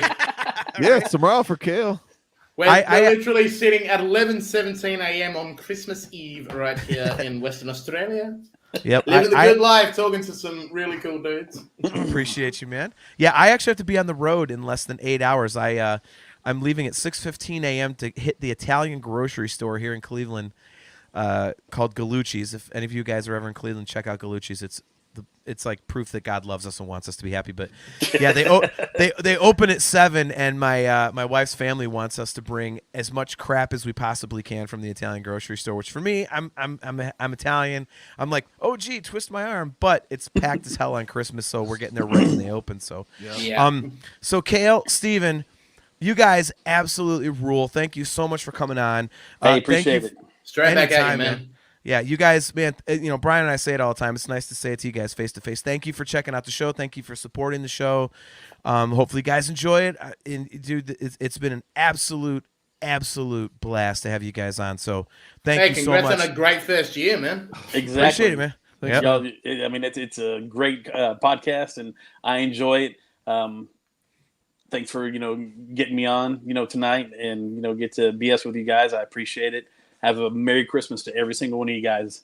Straight Much back at you, appreciated. dude. Same to you guys. Yeah. All right, Safe, we will see. Merry Christmas. Have a great New Year, and let the spirit carry on. Awesome. I love it. Nice. Later, guys. Well, dude, I would say that our fan hangout show was pretty much, a rousing success. We've had a bunch of live viewers all night long. Dude, we could literally just keep going. If you had not messaged me and said, "Oh, I got to go soon," I mean, we could have done 4 or 5 hours if we wanted to. It was, man, this is a blast, and I think give your thoughts. I'll give my thoughts real quick, and since it is Christmas, and it is our fan hangout show, we've said it many times tonight. Brandon Charles was fantastic. Kale was fantastic. Steven, man, like. Our favorite part of the show is the viewers, the listeners, whatever you want to call them. They really make the show go. I mean, stuff like that, just having this crazy conversation for almost 3 hours and just letting it take us wherever it goes. Man, it is absolutely fantastic to have those guys be a part of the show. Daniel Wilson, good to see you, man. He says, great show, guys. Thank you. No, thank you, Daniel. Appreciate it. Nick Brayman says, thank you all. Happy holidays. Yeah, dude, it's, the fans make the show. It's a total blast to do this with you, but again, it's the viewers and listeners that really make it go. Yeah, it really is, because I don't know how many different podcasts you listen to. I have a core of like maybe 10 or so. Some are sports and some are music, and some are just kind of off the wall. But I'm always listening to them after the fact. I've got them downloaded. I don't have this interaction, and none of those shows have this type of. They might have some things where they get emails and they talk, but they don't have the true live, thing that we have going. And of course, we're never going to have 30 people at one time, but you couldn't have 30 people talk at one time anyway, or keep up with Right. it, So like we kind of have a decent amount each time, offer their thoughts, and we have a core that's awesome. But even tonight I don't know, there was 2 or 3 people I'd never heard of that are new, and I'm always seeing on our Facebook someone else likes us, and it's just such a cool thing. It's a cool community to be a part of. It's like social media has so much garbage and crap going on, but like when you get something like this, man, this is what it's supposed to be for. It's supposed to bring people together, not to go, oh, I love Trump or I love Biden. Who the hell cares about that crap? You know what I mean? Like this is, Yep. You find something that you're like, man, I thought I was the only dork that knew anything about the first keyboard player from Dream Theater. Then you find out, man, other people just worship this band, and I don't know. I am really amazed that it's turned into this. I never in a million years thought that. I thought we just, I don't know, crank out 5 episodes and go, well, we gave, we did it, whatever, it's cool. Like it's just kind of blown up into this giant thing, and like you said, it's really all about the people that tune in. Yeah, I agree. I think I like to think that if the Dream Theater guys tuned into the show, that they would appreciate what we're doing, because I think I know that you agree with this. We try to represent the band in the best possible light. Yeah. We're honest with our opinions, but we also are incredibly respectful of the band, and it's they're a very fan-oriented band, and I think our show being fan-oriented, and honestly, excuse me, that was our idea from the get-go. Was let's get the fans involved. Like, this is not just me and you talking. Like, let's get other Dream Theater fans in here to bullshit with us. And that's I mean you had come up with this concept for the fan hangout. Oh my God, it was half a year ago. I mean, you've had this sitting around forever, and we were trying to find the perfect time to do it. And it turned out like, hey man, like Christmas, let's do it at Christmas. It'd be a good time. Yeah. And so I really hope that if the Dream Theater guys were to ever hear the show or watch one of the videos, that they would kind of say that we represent the band well. And you just dropped out on video, so that's good. But yeah, I cannot thank you guys enough for jumping on. Again, Brandon Charles, you were fantastic. Steven, you were amazing. Kale, as always, you kicked ass. And to all you guys in the chat, man, again, you guys are just, you guys make the show go. So thank you very much. Carpe diem, obviously. You guys are fantastic. Hope you have a great holiday. Nick Brayman, thank you, man. He says, you guys are killing it with this podcast. Format is great and engaging. Love it. Thank you, man. That's exactly what we want to do. We want to, content's got to be good, but we want to make sure that we're representing the band properly because, Dream Theater fans are very dedicated. And, Brian and I are fans, and we want to make sure that we, present the band in the best light possible. So you guys are absolutely kick-ass. Cannot thank you guys enough. Brian had to jump off. But, yeah, so we'll see you guys in a few weeks. We will be posting the next show date. It might be 3 weeks, not 2, but we will post the next show date. We might take 1 week off because we've done a back-to-back right here. So, but seriously, guys, you guys are fucking great. Sorry for the very obvious F-bomb, but hope you had a blast with this one. I know it's long. We're at, 2 hours and 55 minutes right now, but you guys are awesome. You make this show go. Dream Theater kicks ass. Hopefully you guys had a blast, and we will see you guys again soon. And wherever you are, whatever holiday you celebrate, we hope that you guys are safe. We hope that you are happy. We hope that you are healthy. And, man, we love you guys. So have a fantastic holiday, guys. Brian and I, much love and best wishes to all you guys. We will see you.